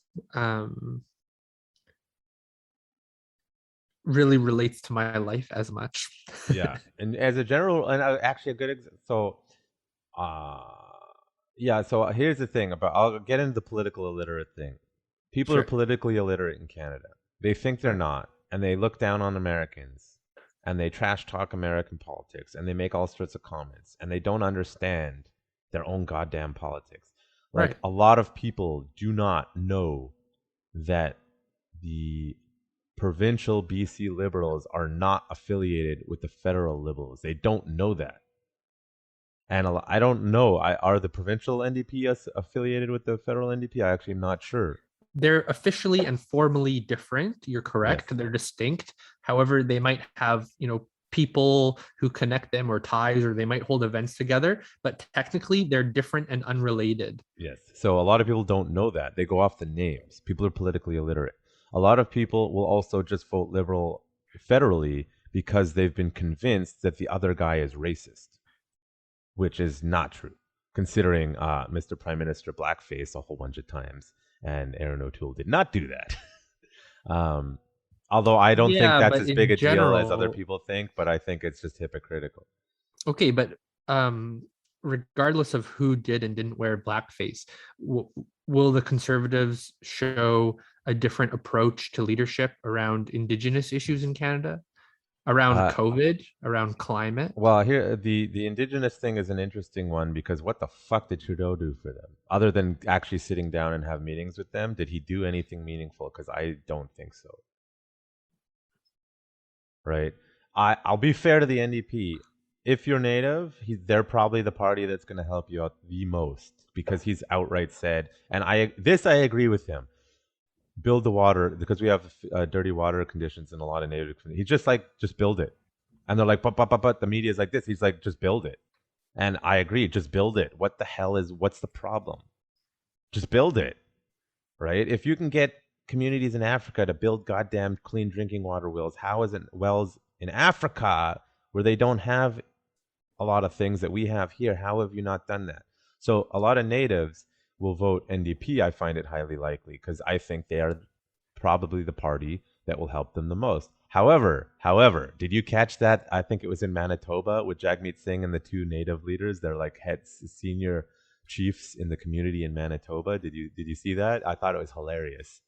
No, I'm not sure what you're referring to.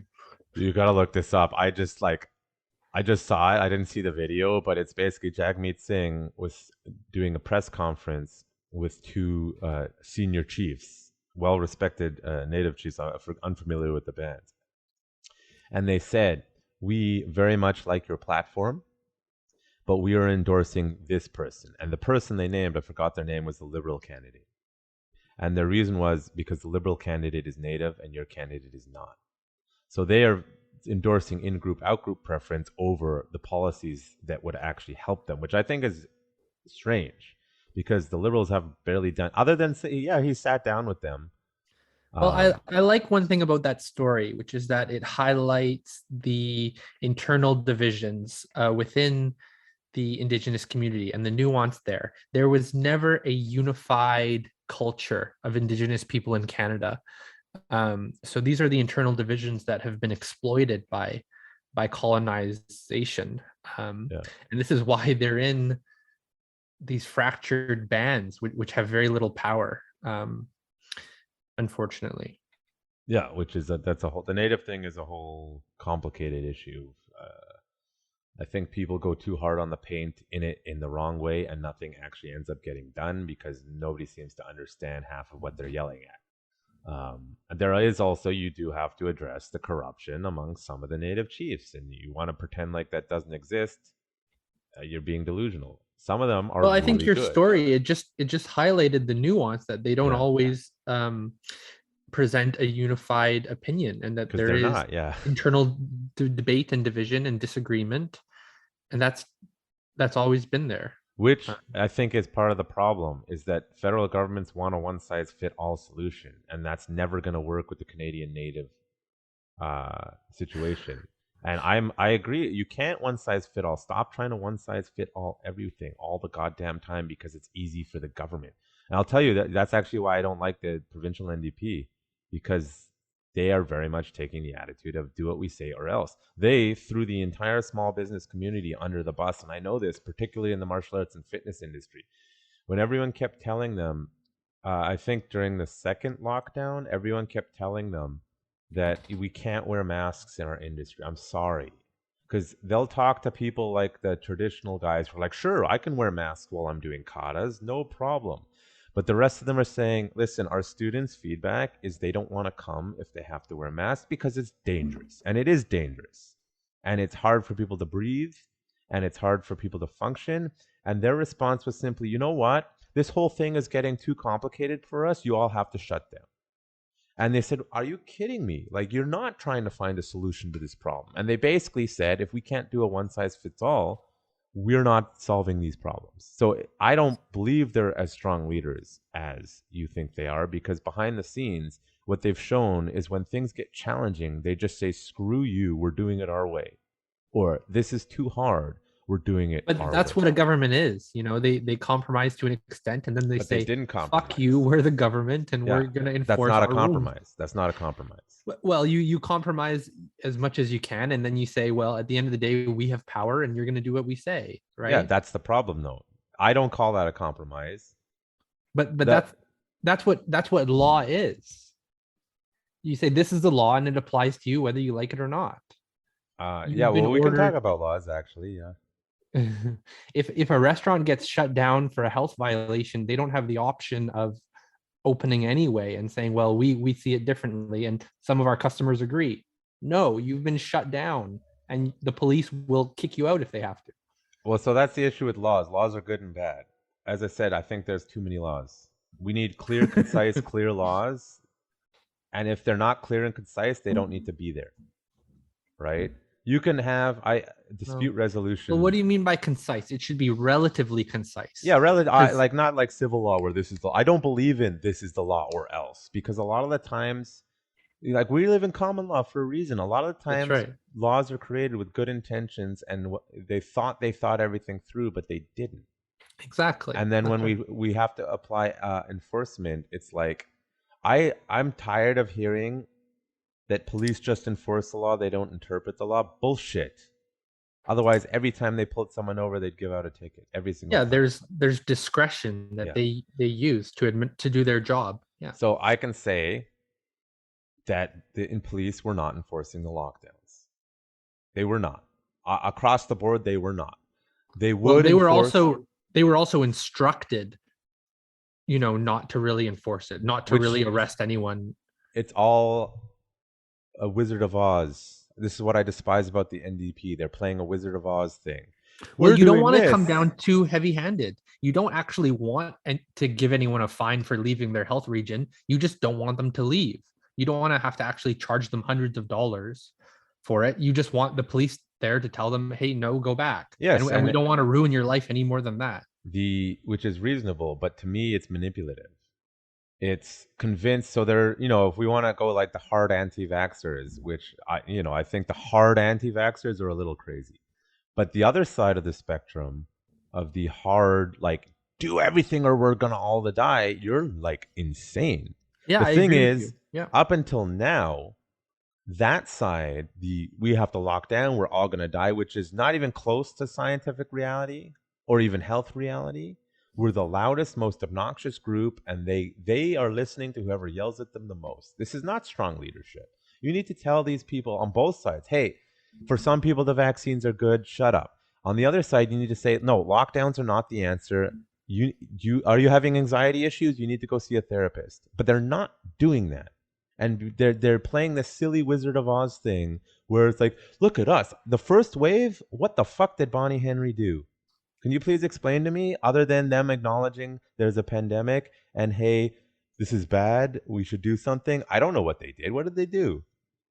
In terms of making Any orders and restrictions on transmission. I don't think they did much. They were fully on board with Trudeau's dumbass idea we shouldn't shut down the airports or limit travel or test because of racism. They were fully behind that crap, which was a disaster in every country that pulled that shit. Yeah, I agree. That was a bit of virtue signaling. But on the other hand, it is a major step to be closing down international trade and travel. And I can understand the hesitation to do that. It's such an abnormal thing. Of course, our borders Testing are them, open, right? implement testing at a minimum, which they didn't even do. If I was a provincial government and I take the stance that Bonnie and Horgan do, which they're so behind this whole thing, I do think that some of this stuff is fabrication and fear mongering, and I can explain why. But they had the authority to say, listen, we can't shut this stuff down because that's a federal thing, but what we can do is we want to implement testing coming in and out of this province. You whatever, like, I'm not saying how specifically to do it, but they definitely needed to do that and they didn't. And fair enough. Yeah. However, when we step back and we say overall, I think the provincial government in BC has managed one of the best provinces, especially considering that we're the province with a port on the Pacific Ocean directly to Asia. So we're the first port for people coming in a lot of the time. And Our case numbers have been relatively good I'll up till tell you now. why. I'll tell you why I disagree with that Sure. sentiment. I Okay. don't think it's anything to do with what they did. I think it's to do with the large Chinese community in Metro Vancouver that China is where this thing came from. And I'm fairly 99% sure it came from that lab based on all available evidence I've seen. That community was terrified. Even before any provincial mandates, they kind of hunkered down themselves. They were closing their own businesses and hunkering down.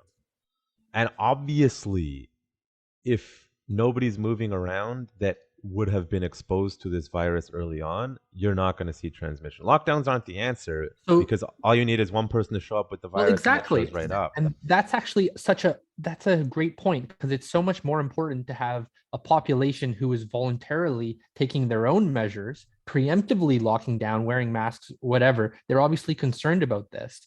And then on the other hand, you have segments of society which says, I don't care if I get it. I don't care if it kills me. I don't want to wear a mask. I just want to live my Well, life we and can leave me talk about alone. masks too. The reason why the second or third wave was so bad here, well, I don't think it's that bad, is the next hotspot was India, right? And that community is less going to lock themselves down, and they live in like multi-generational homes with grandma and grandpa. Why I think the government didn't do shit is because the old folks home situation. If I was in charge, I would have said, okay, we need to figure out a way to keep employees there to take care of these individuals. How do we do that? I would have set up out of all long-term care homes temporary residents, like portables and stuff, and said, hey, listen to the staff. You need to come in. We're going to pay. We're going to cover the costs as the government. We're going to pay for you to come in, test, stay here. You test negative, you can go to work, but you have to stay here for a week and do a cycle. That way you can somehow, I don't know the exact way to do it, but So you're going to keep the aid workers in quarantine, basically? yes, but you cycle them out so they can go home to their families, right? Instead of shutting everything down, and I say the age 40 and under to be conservative, but you could probably even say 50 or 60 or under, didn't need to worry too much about this virus, at least the original strain. And At least actually, at first, right? at Yeah. first, yeah, but even the Delta variant is nothing. They need to stop fear mongering people. It's not nothing when I say, but it's not what they're telling us it is. Okay, you, Uh, you think the threat is being exaggerated based on the yes, deaths to yes. infections? Well, in BC, they kept saying, "Oh, if the infection rate goes up, the death rate's going to go up." But that's not actually true because it was disproportionately affecting very specific groups of people and for very known reasons, age, comorbidities. Now, why certain ethnic groups get hit hard? If we're not talking about nutrition and health to do with these certain ethnic groups, you're lying. Um, so in BC, 80% or 90% of deaths were people over 70, 90% for sure over 70, and 80% total is probably over 80. So they're not representing the data and the threat in a realistic manner. I genuinely believe corruption, global corruption, and governments having a tendency not wanting to admit they underreacted at the start, then completely overreacted, and have completely cocked up every stage of this thing. Every single thing they have said has turned out to be wrong. And yet, we still listen to these people. Why? It's because of scientific and political illiteracy amongst the general public.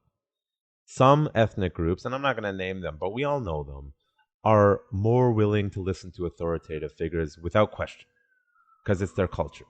Some will kind of not will listen publicly, but behind scenes will be like, it's corrupt. Other groups are don't trust their politicians at all. Ethnic groups, because of their history and their culture. And we don't like to talk about this because people always talk about racism, this and that. What the actual scientific literature is saying is not matching up to policy, is not matching up to fear, is not matching up to the response. When people on the left and the right of all political spectrums have been saying all year long, something's not right here. Things don't look right. You're seeing doctors and researchers and epidemiologists and virologists being censored and being taken out of context. We have a problem here.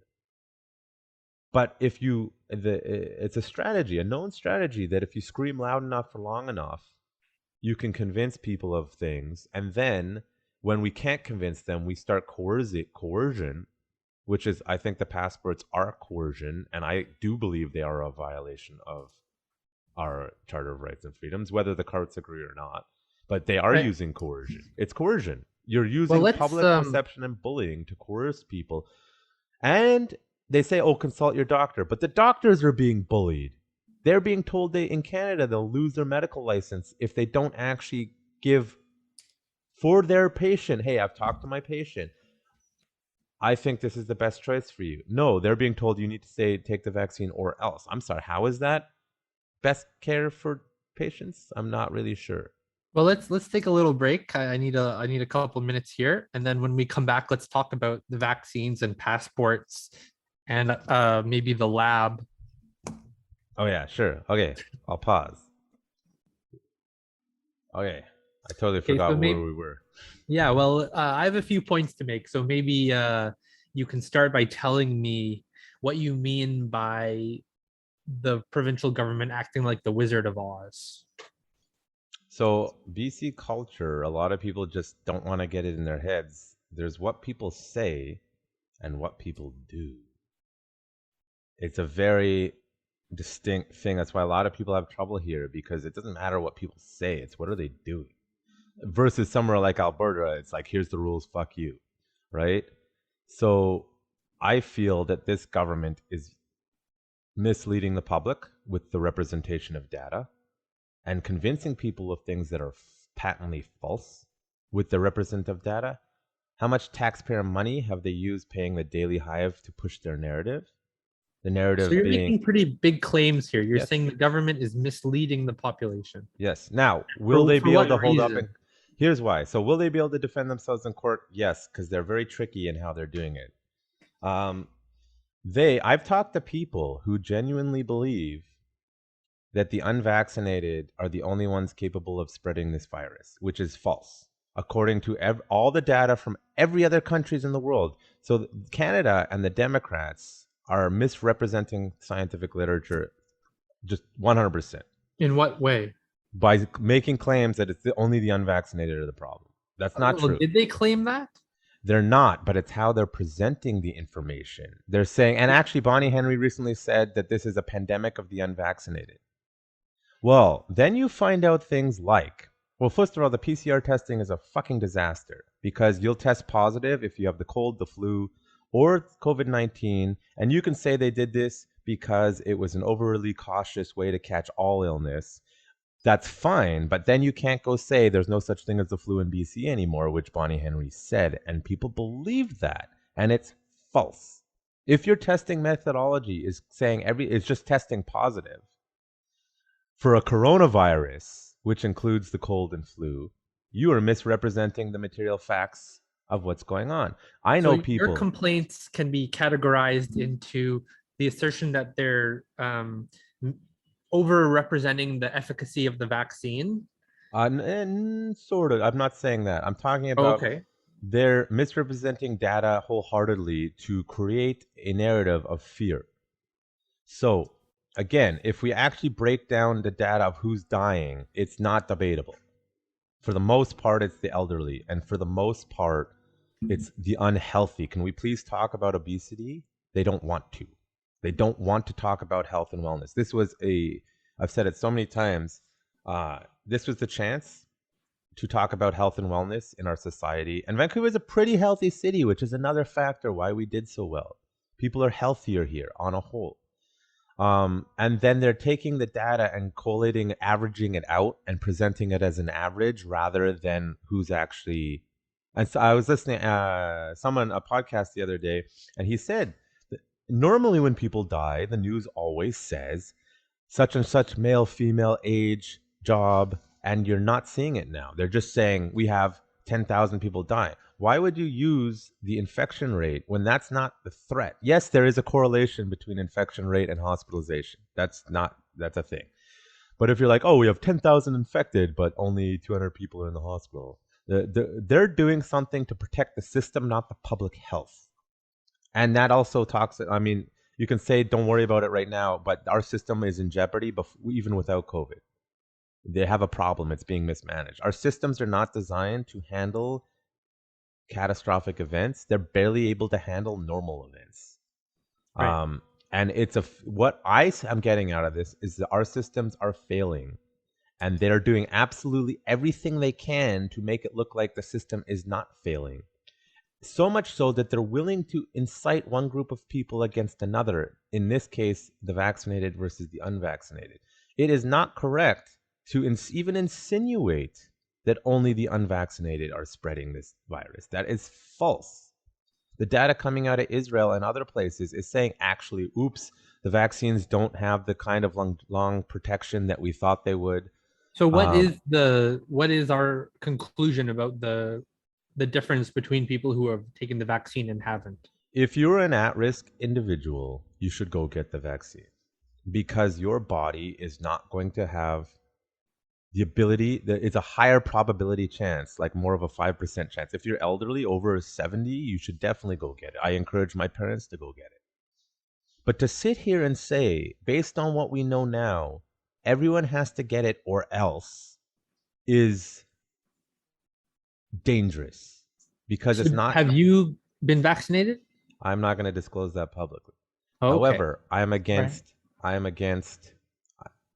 I'm against the mandates 100%. I even on Facebook called them Nazis, and a bunch of Jews got mad at me. But then a bunch of other Jews defended me because people, emotionally so, will automatically assume if you call someone a Nazi, they are committing genocide. No, it's a political ideology and approach to doing something. Hitler's Nazis, yes, committed genocide.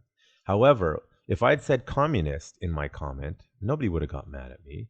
But factually, even today, people espousing communist ideology, China, North Korea, have death camps. Well, it's the issue of like extreme language, right? Like if I'm trying to talk to you and I keep calling you a liar, you're not going to want to talk to me, right? Correct. Because I'm just showing you so much disrespect and bad faith. Yeah, I understand. I used the word Nazi because I knew it would be inflammatory. I purposely did that. I don't go around calling people Nazis. Like I wouldn't even call Trudeau a Nazi. However, I prefer Especially as the a Jewish person with some yes. knowledge of that history. But I don't care. I think people misunderstand, right? Just because you don't like someone, they're not a Nazi. That was what the left was doing. What is a Well, Nazi or authoritarian? If you want to be nice about it, I could call them communists, but a lot of these people support communism. Authoritarian. Anyone who starts to act in a way that's do what I say or else is ultimately doing what Hitler did at the beginning. And they can say, well, there's no genocide, there's no camps. What are you talking about? But it's the pattern of behavior that leads that. Why does it lead to that? Because if you incite misinformation amongst the public, which the governments are doing, 100% with the media's help, you can get a majority of the public to believe insane shit to say it's okay to put unvaccinated in camps. so it sounds like one of the big differences between us is that you hold the opinion that the government is deliberately and willfully misleading the public with that data. Yes. And I say that they're not presenting the full picture, but that doesn't mean that they're deliberately misleading. I think Here's that's the a yeah. difference. It comes down to the political illiterate thing. Most people don't know how to read data. My question always is, okay, how are you measuring this data? I want more data. If you watch the Daily Hive, they'll show this percentage of unvaccinated, this percentage of partially vaccinated, this percentage of vaccinated, and they have huge, huge numbers unvaccinated. Why aren't you showing the ages? That's misrepresentative data because now you're creating a generalized average fear when it's still the same case that it's the elderly and individuals who are unhealthy that are coming out of the woodwork now that are getting exposed to the vaccine. They've also stopped talking about herd immunity. They've also stopped talking about natural immunity, which are factual things. This isn't debatable. These exist. As soon as that vaccine came out, they stopped talking about it. Why? Because earlier on in the year, there were experts saying we don't actually think that we need a 95% herd immunity for this virus because it's a coronavirus. And because under, let's say, I'll be nice to be considered, under 40, you're probably actually more likely to have issues taking medication than getting coronavirus. Now, you shouldn't intentionally go get it. That's moronic. But the data suggests contrary to what the messaging is. And I know young people who believe their lives are still in danger. And I'm like, no. There's a lot of healthy people that didn't obey the lockdowns and they were fine. There's a lot of industries that didn't obey the lockdowns and they were fine. If you still look at the data, it's still the unhealthy and the elderly. And here's the thing. Yes, can I go cherry pick an example of a young person who died of coronavirus? Sure. And that's called genetic variability. This applies across the board to pharmaceuticals or just life. Some people, unfortunately, drew a genetic lottery, which means for whatever reason, they're screwed. But what the media will do and what the government will push is, oh, you see, a young person can die. Yes, because I don't believe in zeroism and absolutism. That's insanity. Of course, anyone can die from anything, but it's weighing the average, not the average, weighing the numbers. The chance, I'm more likely to get hit by a goddamn car in Richmond than I am to die of COVID, probably. Like, I'm not going to do the math of the statistics, but just as like a danger level, if I'm walking around in a parking lot in Richmond, I'm probably more likely to get hospitalized than if I got COVID. The relevant information is not that some young person died. The relevant information is what is the risk to me. Yes, correct. And they factually have blatantly misrepresented this data and continue to do it, because when I talk to people and they say, oh, here's a fun one. It's hard to know in BC because they're not, this is actually everyone, even Health Canada got mad at BC because BC doesn't want to release the complete data, because if it shows that a particular ethnic group is the high rate right now, that would be racist. So we don't want to release the data. That's actually kind of what they say. Well, it wouldn't be racist, but it would give fuel to people who which you have to shut down. You have to shut that down, obviously. Well, you don't have to, but they're choosing to. No, but I mean, it's coming from China. It's coming from India. It's a region thing, not an ethnic thing. If you make this ethnic thing, that is a hate crime. Period. Well, and you don't want people to draw that interpretation, right? But you don't want them to assault their neighbors. And this kind of thing. Correct. Which anyone who does should be arrested and charged the fullest, of the law, 100%. But now you're misleading the public in another way. Now you've created a fear machine of people who genuinely don't understand. Yeah. So by trying to solve one problem, you're creating a new problem, a much more dangerous problem. Yeah. Because the law. Yeah. Go ahead. Yeah. Yeah. The racist thing is an obvious thing. Hey, that person did a hate crime. The dangerous problem is that slippery slope down to the path that we end up in a Hitler or a Mao or a Stalin situation. Now, people will be like, that's too extreme. But it's like, listen, it didn't happen overnight. It happened because the public or their group convinced enough people that this was the way. And then when they got the momentum, they went after the other, if that makes sense. He just walked off for a second. No. I know. I forgot to say. Here's an interesting statistical thing. Again, because BC is being misrepresentative, I'm assuming they're doing the same in BC, but I don't. I got it out of Health Ontario. If you get the vaccine, and then I do a PCR test, which is the standard testing, and you are in the hospital within 14 days and you test positive, they will mark that as an unvaccinated case, even though they're clearly in the hospital as a result of the vaccine. Now, again, you can get any vaccine and get sick afterward. This is often how they work. That's a normal thing.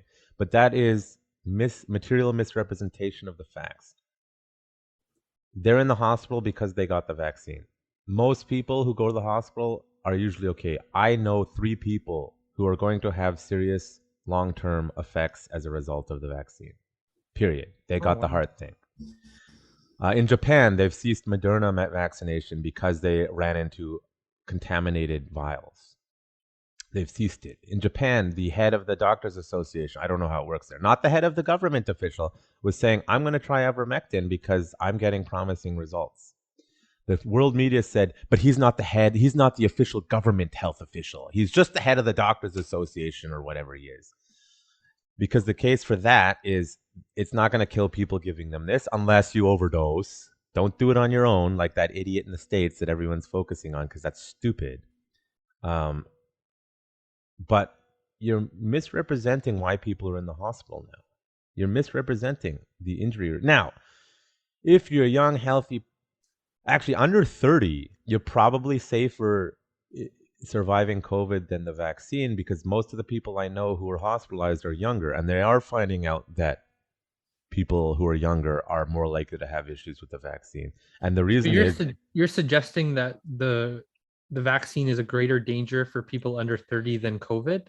no, but I would say it's probably about the same. So if it's about the same, then why should someone be forced to take it? Well, that's at a the risk question. level. Is Yeah. is it about the same? Is it that what the science is telling us? I don't know, because I think data is being manipulated. But just from what I've seen, I'm like, I think the risk is the same. If I'm under 30, I think the risk is the same. And you're probably about 30, eh? I'm 34. Yeah. Right. Now, the other thing they'll say, well, these things would have shown up in our extensive testing. Okay, well, they only used healthy people for their testing. Right. The other thing is, a lot of young people are undiagnosed with stuff because our medical system is not a preventative medical system. It's a reactionary medical system. So a lot of, quote, healthy people that are labeled as healthy were not healthy. They had something they didn't know about because our system has failed us. Now, in the States, you can say, oh, we can get in the whole argument about their healthcare system. We're in Canada, guys. What the fuck? Why do people not know about ailments that they should know about? Because we don't have a preventative approach to healthcare.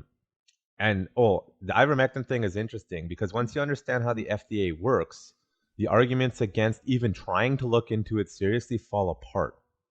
And it's because first of all, 70 or 80% of the funding for the FDA comes from the pharmaceutical companies, which actually is not as bad as it sounds. It's because, hey, you want us to approve your drug, you need to pay for the funding. However, that's going to lead to corruption. If I want my system to keep running, I need my income to keep coming in. Therefore, where do I get it from? My pharmaceutical company. So they don't really they do sometimes, but they don't really look into the data collected by the pharmaceutical companies. They're just like, yeah, it meets our standards, cool. They don't actually really peer review it a lot of the time. And the other thing that people don't know about a lot of FDA regulations is once they've approved the drug for something, they're not changing the definition. So an example of where this is confusing to people is modafinil. It is on label for narcolepsy. Yet doctors all over the US and Canada will prescribe it for ADHD and will prescribe it for other stuff because they know it works. And as long as you're not overdosing, you're fine. So ivermectin is labeled as a horse thing. They have blocked, at most serious attempts, any serious investigation into its use. Anecdotally, several countries, poorer countries, have used it quite successfully, anecdotally. But because they don't have a study, they throw it out, throw the baby out with the bathwater. Mexico, Argentina, Japan is now trying it out. But the media and the global narrative is the only solution out of this is the vaccine. Well, the data is saying, no, that's not true.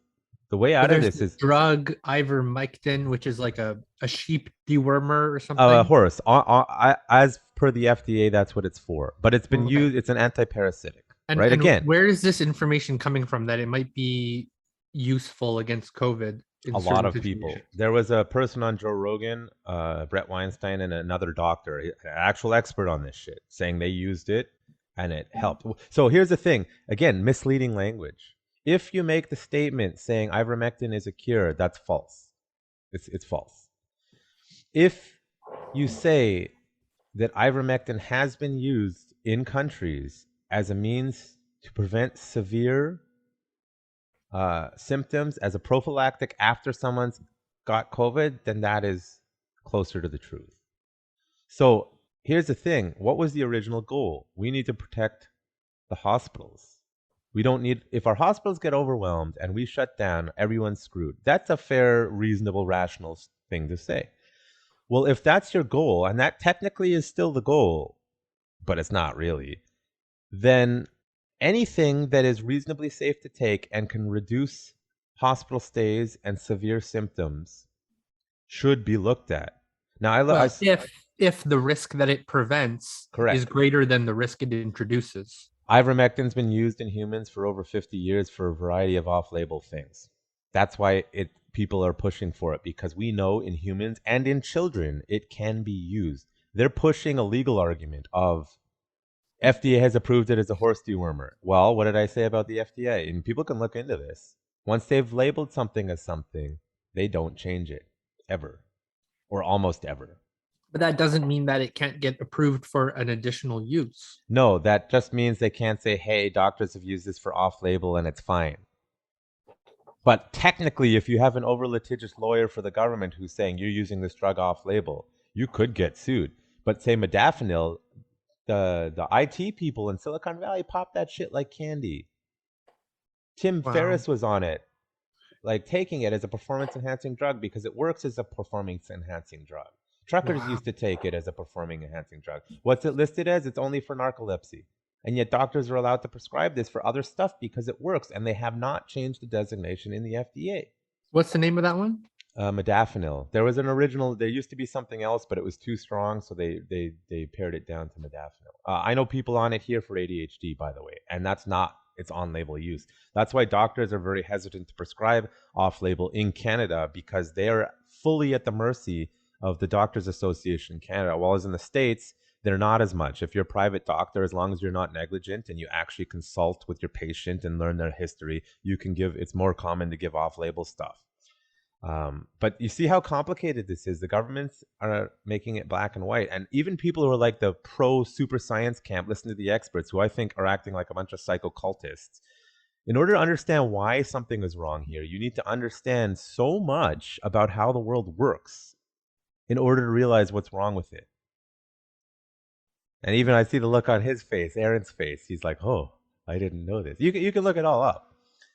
You know, it'll be hard to look up a lot of it. Don't use Google, use DuckDuckGo. But with DuckDuckGo, you have to ask very specific, clear questions because it doesn't aggregate the data like Google does. But Google will censor information. I first found out about ivermectin because an India doctor was talking about it. And what a lot of people don't know is my understanding was in India, the government was sending to people in the mail packets with ivermectin, vitamin D, vitamin C, and some other stuff and saying, here, take this.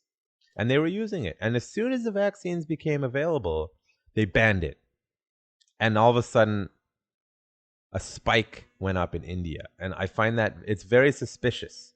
I'm not saying correlation equals causation, but it's very weird that India was doing just fine.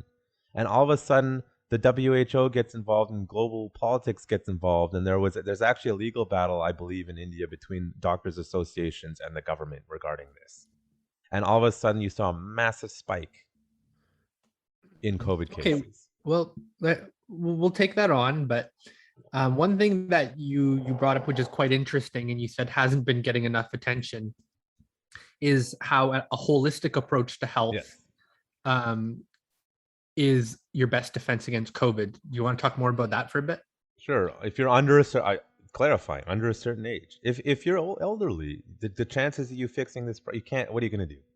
Right. So yes, I told my parents, I was following the research and told my parents, early on, I said, hey, listen, you should get vaccinated, but don't take the other two, the AstraZeneca one, because they're on all sorts of some certain medications. I'm like, that's a complication you do not need.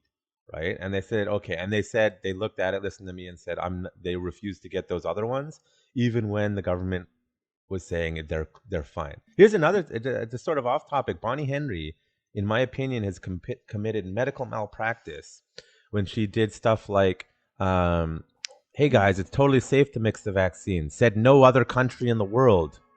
Or the data. Why is she saying that? I want to know, why did she come to that conclusion? Because she's not sharing it. But I know people, I told them, don't do this. It's not medically, even scientifically proven that it's safe. Now, for the people that mix the vaccines that I know, I'm happy they're healthy and fine. It's great. But they're like, I should have listened to you, John, because now I can't travel to countries because other countries don't recognize this as an immunity. And it's like, that to me, that's medical malpractice, that she was pushing that. She did it out of panic, not out of ethical science. Now, the holistic thing. People say, trust your doctor, consult your doctor. I tell a story a lot. Well, actually, both me and my wife have had negative experiences with the medical system. I know tons of people who have had negative experiences. I went to the doctor. I was on keto because I'm trying out keto. Are you familiar with keto?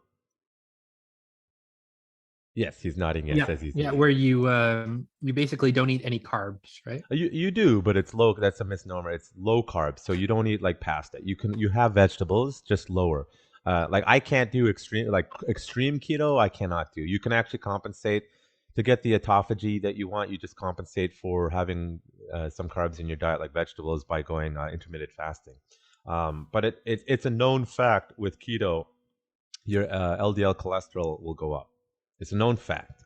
People have proven it's not a health risk if your LDL cholesterol is high. I went to the doctor. It's more to do. I forgot the details, but it's a ratio of LDL to another type of cholesterol, and if that ratio is too high, that is actually an indicator that you have clogged arteries, not high LDL Yeah. cholesterol. The But LDL to the HDL. yeah. So that, It's low according to density and yeah, high yeah, density cholesterol. Yeah. yes, correct. So I go to the doctor. I said, hey, I'm the first time I'm really strictly following this diet. I'm telling you now, I will have high LDL cholesterol. As long as everything else is fine, like don't worry about it. Do the blood work. Frantic phone call. You need to come in. We need to discuss this. Go in. I'm like, what's the problem? He's like, you have high LDL cholesterol. I'm like, yeah, and is anything else wrong? He's like, you need to go on statins. And I'm like, dude, I'm like 32. Are you on crack? Like, are you out of your mind? And statins are a cholesterol reducing drug, which for some people it's very necessary, but they prescribe statins like fucking candy. And now we're finding out that people taking statins that really don't need to are having more complications and health issues. It screws up certain. I've listened to several podcasts from actual experts on this. It screws things up if you don't need to be on them. And I said, I am not going on. And I lectured him like, this is bad medical advice you're giving me. And he actually admitted to me, I'm sorry, you may or may not be right, but I have to recommend this based on what the Canadian Doctors Association said. I'm like, so what you're admitting is that the Canadian Doctors Associations are about 10 to 15 years behind in their medical advice. Then my wife, which I've talked to about, had a severe back problem. Now, she's exceptionally stoic. So she'll go in and be like, oh, I'm fine. Like they're like on a scale of 1 to 10, like how bad's your pain? She'll be like, I'm a 2. But the reality is she was miserable because she was in pain, couldn't sleep, other stuff. She met me and I said, wait, have you had any kind of scans done of your back? And it's no. And eventually I convinced her and she convinced the doctor. They come back and like, holy shit, how have you been walking around like this? Your back is like the out of an 80-year-old. And the reason is doctors, this is the negative aspect of a socialized healthcare system. They have limited time, resources, and money, and their incentives are incorrect.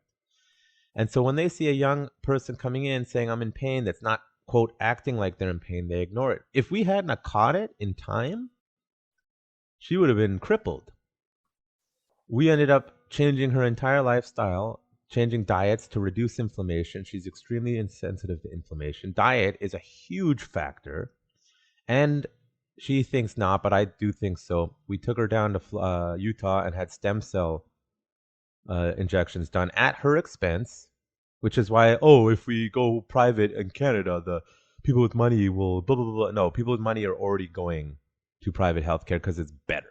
We can get into that later. There's ways to do it correctly and there's ways not to do it correctly. The refusal to discuss the problems in the socialized healthcare system is why we're having problems. I'm sorry, you want to spend hundreds of millions of dollars on some other country? Take that money and buy more MRIs so you can diagnose people more rapidly, you dickheads. Like, what are you talking about? I did a podcast with another student of mine. I forgot what he said he had. He's got some fibromyalgia, I think he said he had. He said the same damn thing.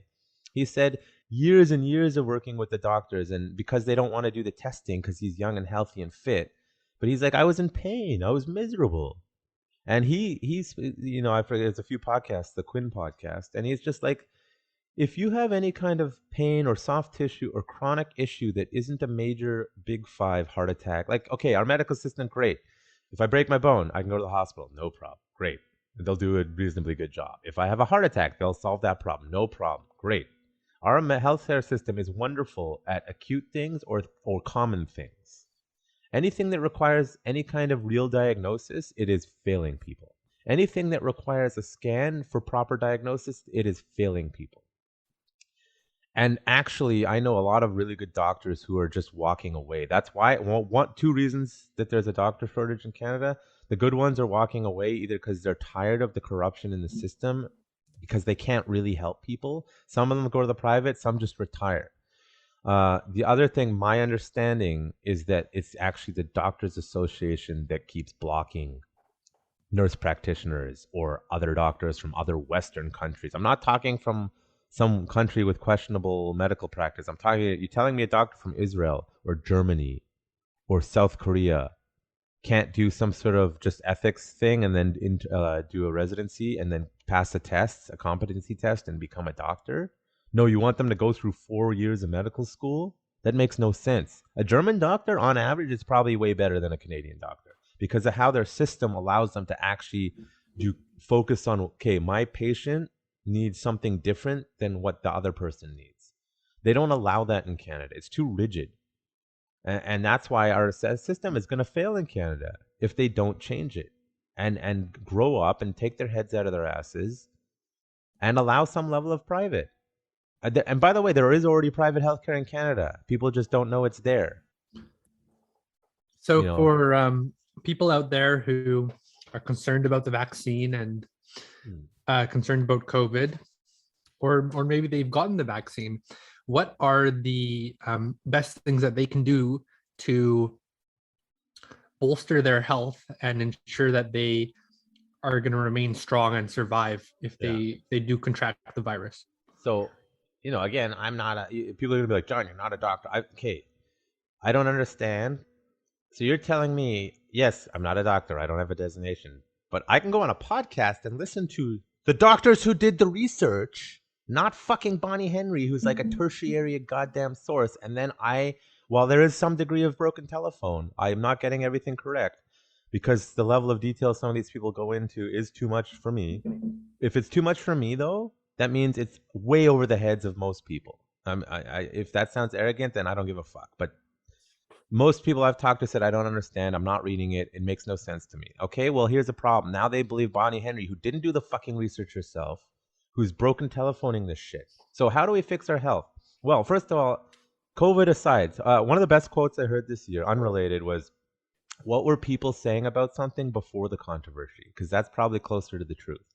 So let's talk general health unrelated to pandemic. Stop eating processed foods. Bread as a source of carbohydrates needs to stop. If you are going to eat bread, make sure it's homemade bread, preferably sourdough. If you're going to drink milk, stop drinking 1 or 2%. You're drinking sugar water. You're spiking your insulin. Our food industry is corrupt. I drink buffalo milk. It's like very fatty milk because it's unprocessed. The issue isn't drinking milk; it's how it's been processed. And I drink it in my coffee. I don't drink it like on its own.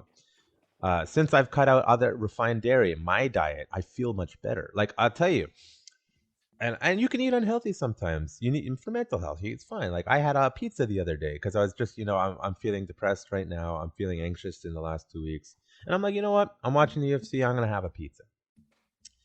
Well, I generally eat very clean, and I'm very in tune with my body. And I can tell you that I had a compromised immune system for the next 3 days. I could feel it physically because I'm in tune with my body.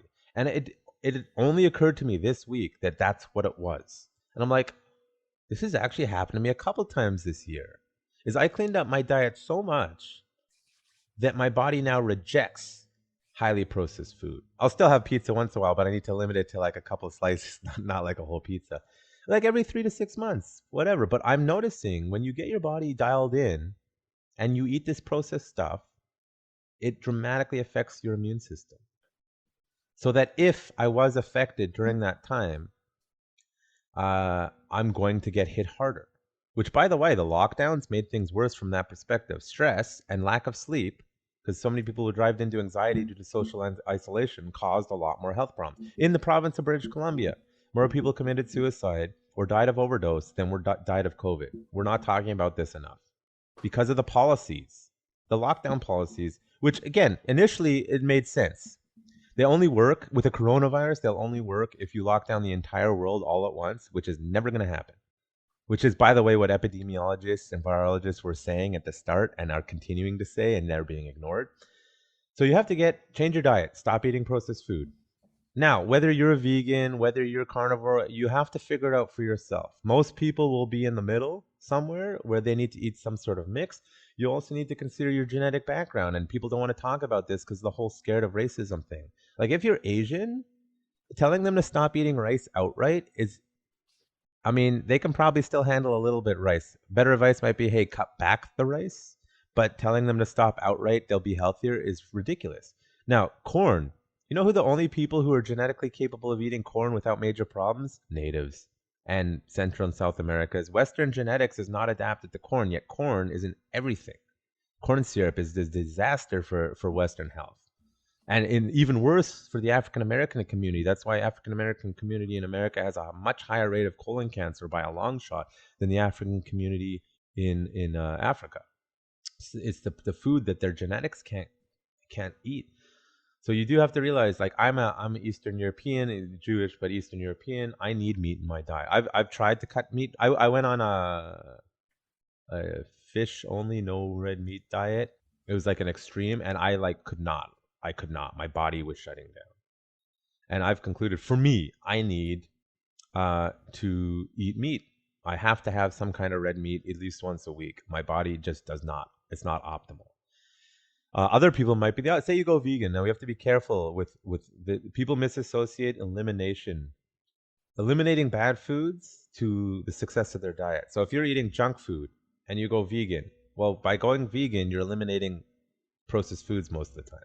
By going carnivore diet, you're eliminating processed foods most of the time. You have to be sure beyond a reasonable doubt that the reason you're getting the benefits of this diet is the diet itself and not the elimination. For most people in that middle of that bell curve, it's because they eliminated bad foods. Again, if you're a 10th generation Hindu who's been vegan for 10 generations, I'm like, you know what? For them, they will probably have a hard time eating meat. No one's really tested it en masse because, the religious aspect, but it's probable they will have a trouble with meat, with red meat. But if you've been eating meat I know a lot of Europeans who go vegan and they're anemic almost within a month or so because their genetics can't handle it. So, one, processed foods out the window. Sugar's okay once in a while. No, you should not be eating fruits every damn day because that is still sugar. Our bodies genetically are not designed for sugar every day. That kind of sugar. The reason why we like sweets and are drawn to sweets, and there's an addictive nature towards sweets, is because it's a high energy output per calorie. And so when we found it in nature back in the day, our bodies created a reward system chemically to say, you need to find this stuff. Because if we go 3 days without food, you get this stuff, but now it's readily available, we have a problem. So, and from a psychological perspective, cheat days are fine. Once a week. It doesn't mean you just make up for the rest of the week by having 10,000 calories of junk food. But, for mental health, it's fine. Like, I had a pizza, but I know every time I do that, I'm going to regret it because I dialed in my body. I'm not optimal because I'm kind of lazy, but I'm cleaner than I used to be. Right. And so you measure yourself against your past and you see progress. Yeah, my past, my body, right? Yeah. Not other people's. That's why people who get into any particular diet. Now, let's say the carnivore diet, like Jordan Peterson's heavy on it, but it actually seems that people with severe autoimmune issues do really well on a carnivore diet, which is mostly meat. And the reason is there's more plants that are toxic to the human body, even if it's a subtle toxicity. Some bodies, some genetics are very sensitive to that.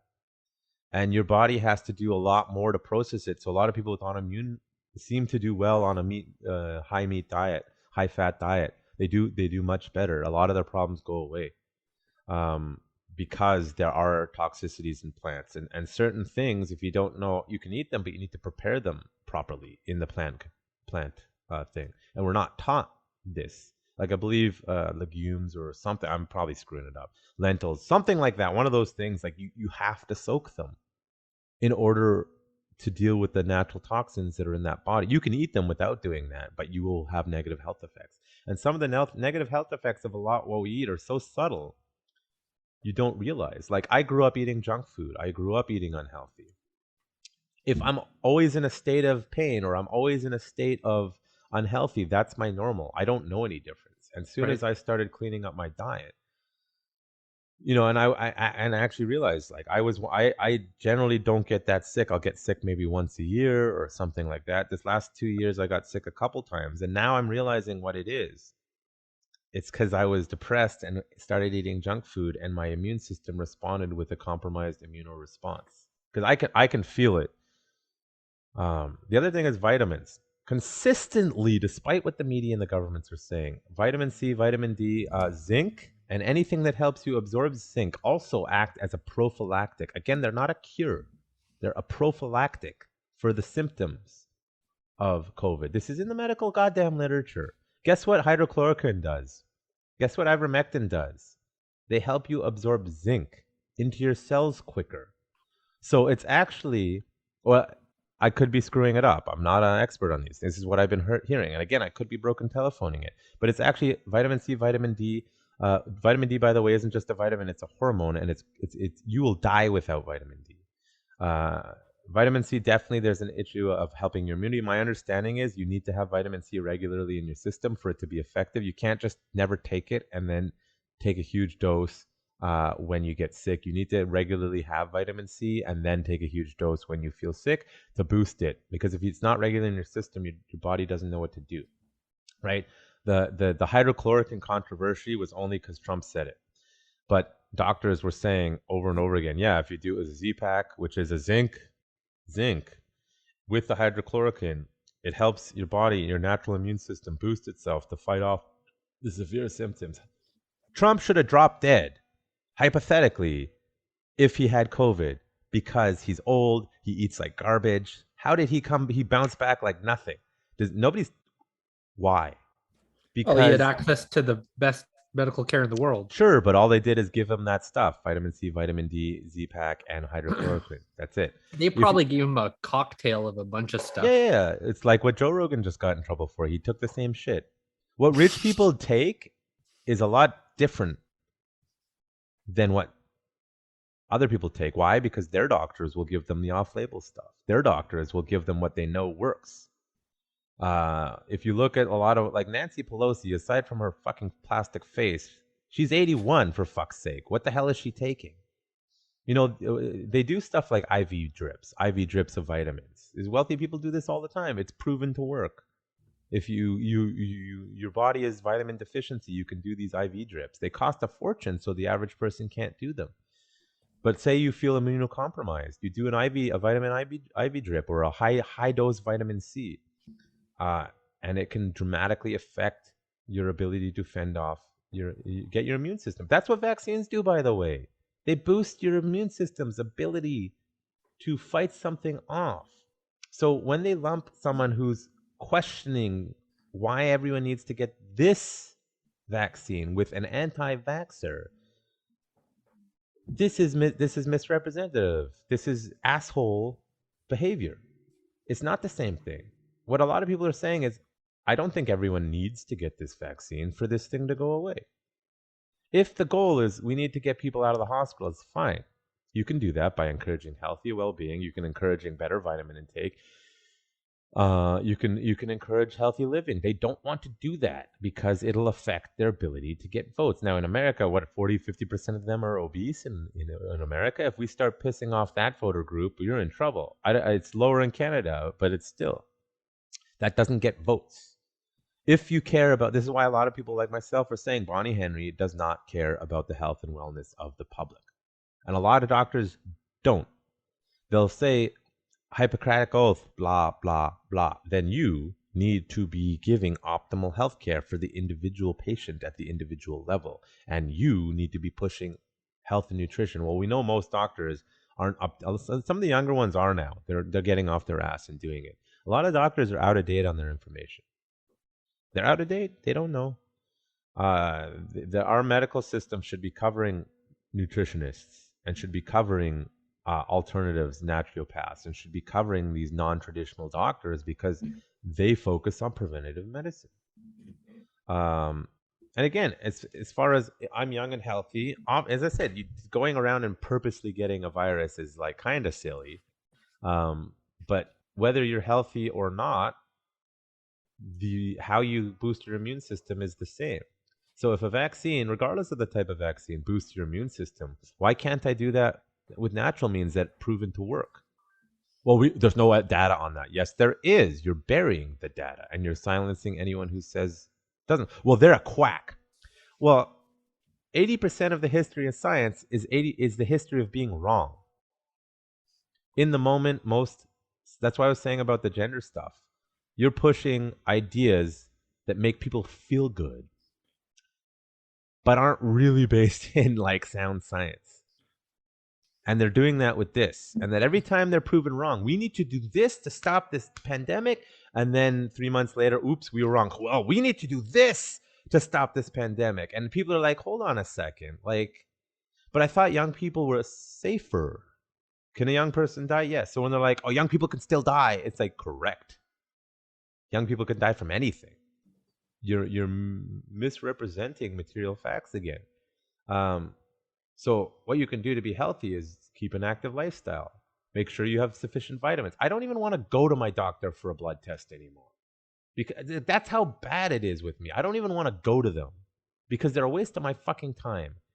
For me, I understand for people who don't understand this stuff, need to go to them to get advice, but I'm telling you, a lot of time they're giving you half-assed advice at least. They're giving triage advice, which is, what do I need to do to prevent you from getting worse? That's how they're treating things. I had a friend, so mental health, SSRIs. I was on SSRIs, and they're helpful. They're a very useful tool. And I've told this story a lot where I have issues with other people because the way my biochemistry does not match up with the way other people want people to behave. It's just it is. But I didn't understand what people meant by happy. Like, I thought I was happy, but I didn't know because my biochemistry was so fucked. So what SSRIs helped me do was be stable enough to became less reactive as a person. So when you actually met me, I was coming off of SSRIs. So I was a more reactive. As a person. But what that allowed me to do is conceptualize what people meant by how I was reacting to stuff, because I didn't understand it internally.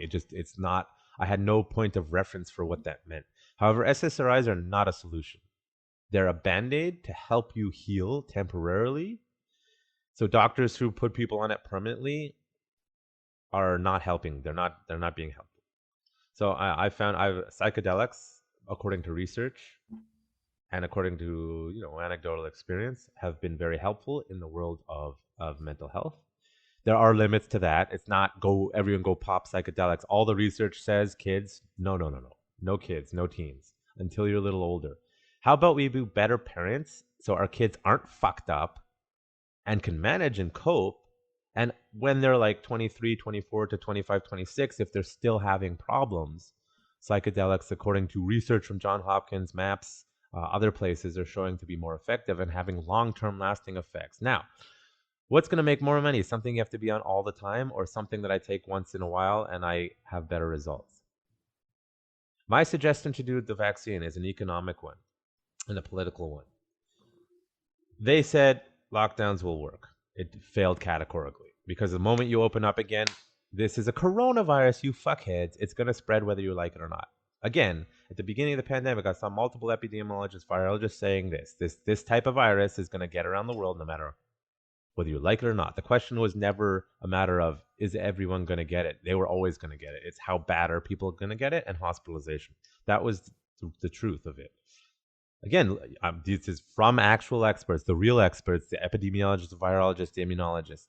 They, however, get funded by people. And you're seeing this in academics and research. They're funded by people. And if the people funding you don't like what you're doing or saying, guess what happens to your funding? So unfortunately, humans are default to their survival mechanisms. Doctors, lawyers, scientists, everyone. If I lose my livelihood, I lose everything. So I'm not going to follow this thing down the road. The masks have categorically failed. They keep correlation does not equal causation. Taiwan did really well early on. Taiwan's a good example of they did really good early on. The reason why they did really good early on was because they took out their pandemic plan from fucking 2004 that every fucking government goddamn had and said, we're going to follow this. And people were like, it's because they're all wearing masks. And their society loves wearing masks. Well, yeah, their society has acceptable that if you're sick, wear a mask. That's pretty good advice as a general rule. But it also works. Some people have suggested that the reason why it works so well is because if you wear a mask and you're walking around, other people pick up the social cue of that person is probably sick. I'm going to stay away from them. Not necessarily the mask is 100% efficacy. And at the beginning of this pandemic, I was saying you should wear a mask. You can ask my students. I was saying you should wear masks. Why?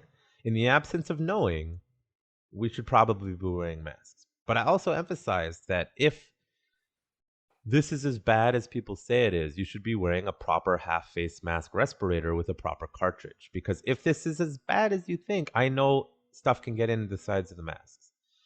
Now, at the beginning, they were also saying something that they said this virus is not airborne. They're saying this virus is passed by spit. Okay, if that's the truth, which it turned out not to be because they were suppressing the information, then masks are useful. Because if the transmission is spit and I have a mask on my face to catch said spit, it's going to be a great source of reducing transmission. As soon as the cat was out of the bag that, hey, this is airborne, it's like, fuck the masks. They don't work. And you know that because guess what? Taiwan got hit hard later on when they started opening their borders up again. And people still wear masks and follow the social rules. In fact, my understanding in Taiwan, they are going Nazi-ish by people reporting their neighbors to hotlines and police showing up at people's doors if you even minor infractions. Well, if the mask works so damn well, why the hell are you having an outbreak? It's an airborne virus. If you want to protect people, these masks are not going to do what you think you do. Now, and I'll say it, one of my original arguments I made was if it reduces it by 10%, it may be useful. That was under the assumption that the thing is not going to spread if we do this. The thing's going to spread no matter what now. As you've seen, it's global. It's irrelevant. You're making people uncomfortable. You're not helping anyone. You're giving people anxiety. A lot of people default when I debate with them is, well, it makes me feel better. I'm like, well, then this has nothing to do with science then. And I've said exposure limits. If I go into the grocery store, okay, if I'm wearing it for 15 minutes in a grocery store, you know what? I'm not gonna, it's annoying and I hate it and I get angry about it, but I'll do it because there's some merit to that. But if I'm in a closed loop office, the masks aren't going to do anything. Now, the University of Waterloo had some balls to do some research recently. Medical masks in ideal lab conditions, 10% effective. N95 is 50% effective. Okay, 50% sounding a lot better, but this is in ideal conditions. People are taking masks on and off. People don't want to wear N95 masks. They're uncomfortable, and I feel for the medical staff who's had to wear them this whole time. In my opinion, why the fuck didn't you get them half-face mask respirators? They have to wear them all the goddamn time. Well, we don't want to do that because it makes them look bad. The patients feel uncomfortable. You don't think they feel uncomfortable with they're in fucking full hazmat suits? Like, what is wrong with you? It just costs more. Then there's the issue of the PPE, how in the entire government, and the NDP are to blame too. After SARS-CoV-1, they had pandemic preparedness. I wrote about this in my blog a while ago. They had all this stuff ready to go in case of such a situation. It expired. Nobody replaced it, which includes the NDP who were in power for a few years prior to this. They didn't say, hey, the Liberals didn't replace this. We need to replace this. That's why all the paramedics didn't have the gear that they did, in fact, need at the beginning when we weren't really sure. They didn't have the gear ready. Are you out of your minds? What is wrong with you? That to me, that's one of the other big failures. Because if this virus had been as bad as they said it was, we're all fucked anyway. Because you know who's the first people to get this? The frontline workers. They're going to be dead if this thing is as bad as you guys told us it was. And you didn't have the gear ready? Well, early on, I had first responder friends saying, listen, the homeless people aren't dropping dead. I don't think this is a big deal. What's happening with doctors and nurses, they're stressed out. They've been overworked. I feel bad for them. But I'm not going to allow you to use an emotional appeal to lie to me. And I know a lot of people will. I feel bad that you were treated poorly before this pandemic. I feel bad you're treated like shit financially. I feel bad you're treated like shit operationally. This needs to change. It compounded during the pandemic. But you are making an emotional argument to me. that because you are stressed out in a profession that you chose to do, I am supposed to suffer? I'm sorry. And people like me are being told we're selfish? Listen, man, I took precautions. We did what you said. This is why a lot of people that I know are getting vaccinated, not because they think it's the right health choice. I've watched people move from this is wrong, these lockdowns don't make sense, this is silly, I want to go back to normal to, I'll take the vaccine because that's what I'm being told I need to do to get back to normal. The data is not showing that. And now the same people are moving towards people who don't get vaccinated are evil and selfish. This is cognitive dissonance. This is people who prefer groupthink and want to get back to their normal lives at the expense of everybody else. And they're lying. It's a lie at this point. At what point does the lie break enough that people realize they've been lied to? I don't even understand. Did you see the Fauci emails? No. Fauci's a fucking piece of shit and he should be in jail. He definitely, no, I'm serious. People don't realize this. He borderline perjured himself in front of Congress. And actually, some people have suggested he did. And I've talked to people like, oh, but he spoke in Congress. Wouldn't he get arrested if he perjured himself? I was like, no. Do you know how many Google and Facebook execs have been proven to perjure themselves when in front of Congress? They've been proven and nothing happened to them. They don't treat perjury in court the same as perjury in Congress for whatever reason, although it should be. Fauci has literally gone from, this can't have been from the Wuhan lab, that's absurd, that's a conspiracy theory, to, we didn't fund these people. We funded them, but it wasn't gain-of-function research. To, it's gain-of-function research, yes, we probably funded it. To, it would have been irresponsible to not have funded gain-of-function research. What the fuck? He's a liar. Because the material facts are he knew they funded this from the start, and he lied. He lied in contravention of they were not supposed to fund it, legally speaking. Why are we trusting this person who keeps getting caught lying? Well, I don't know a lot about the lab theory, but I am going to have to get going pretty soon. Is there anything you want to talk about to wrap up on? Not specifically. I wish you'd said more, but we did a pretty good job of talking a little bit about the healthcare system and the virus and the political discourse around the election. Yeah, that's mostly what we focused on. Yeah, I would say that I probably said a lot of stuff that you didn't even know about, right? Based on your facial expression, right? And I consider you a reasonable, well-educated, informed individual. The issue is there's too much information. People barely can tell the difference between what's legit and what's not. Again, this is what I was saying about education. Learn how to read data. Learn when data is being manipulated. Learn how to critically think. This is why I'm against socialism, because it creates a system in which people are too reliant on the system. But when there's too many people, the system simply will not be able to handle it without an authoritarian dictatorship. Right. So the solution to this is decentralize things. Give people the capability to make decisions for themselves that are based in grounded information. Right? I'm fortunate that I can sit here and listen to podcasts. Sometimes it's just for entertainment. Like Joe Rogan, well, sometimes he has world-class scientists on his podcast, but people will discredit him because he's a bro. But he has world-class scientists on his podcast, guys. And you don't want to listen to him because you have a misconception about that every episode is bro science. That's not true. So you have access now on the internet to the people who did the research, the ones who are willing to be strong and talk. You have access now to the information. You can have access to the British medical journals. You should look into what they've been saying all year long about lockdowns and mask policies and all this stuff. It's not what you think it says. That's publicly available, the British Medical Journal. The American one, not so much. But you need to do your own research on these topics. And if you feel it's overwhelming, you actually really need to find a person that you know and reasonably trust that will actually try their best to give you a more objective stance on positions. Governments aren't doing it. The government-appointed medical experts are not doing it. My own doctor's not even goddamn doing it. So if you want to live a happy, healthy life, you can't just be like, vaccines are evil or anyone who doesn't want to take the vaccine is evil. This is insanity. You have to say, okay, for me, based on my personal history, based on what I know, what is the most optimal for my health and well-being? And often it's not what the government is telling you. Sometimes it is, sometimes it's not.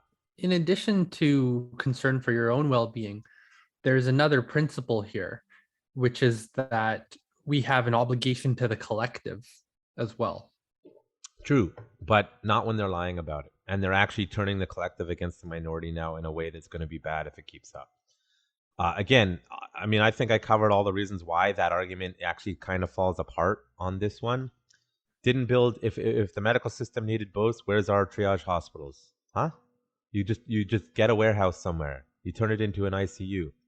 Then they'll respond with, we don't have enough doctors. It's like, okay, well, too bad. You need to isolate these people away from the regular hospitals. The governments didn't do anything to actually protect the system. They didn't. And when they did do it, they found out, oops, we didn't actually need to do that because they've fucked up their messaging. So I understand that collective argument. Yeah. We're just human beings along for the ride, and we're not really in control as much as we think we are. You are if you want to be, and that's why my message is educate yourself. And if you feel you're incapable, find someone that you think is reasonable, trustworthy, that is not someone in the government, because they have their agendas. Whether you trust them or not, they have their agendas. Right? So whoever that person is to any individual, I don't know what to tell people. A lot of people think I'm psycho, so they don't want to listen to me. But I always tell my students, think for yourself. I said double check everything I say, because I could have misheard or misrepresent. Broken telephone is a real thing.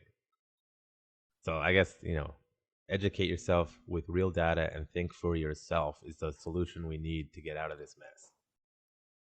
Great. Is that where we should leave it? I guess. Do you have any final parting words? No, that was good. I think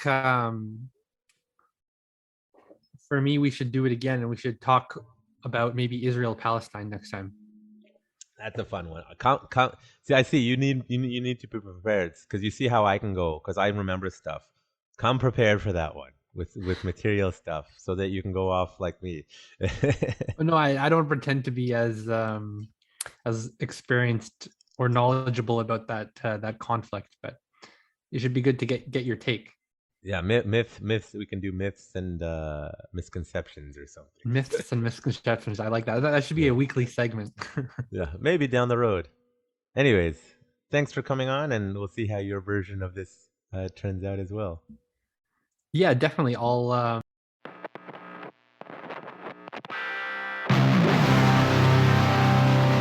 You're listening to The Warrior's Day. Brought to you by Urban Tactics Krav Maga, turning lambs into lions.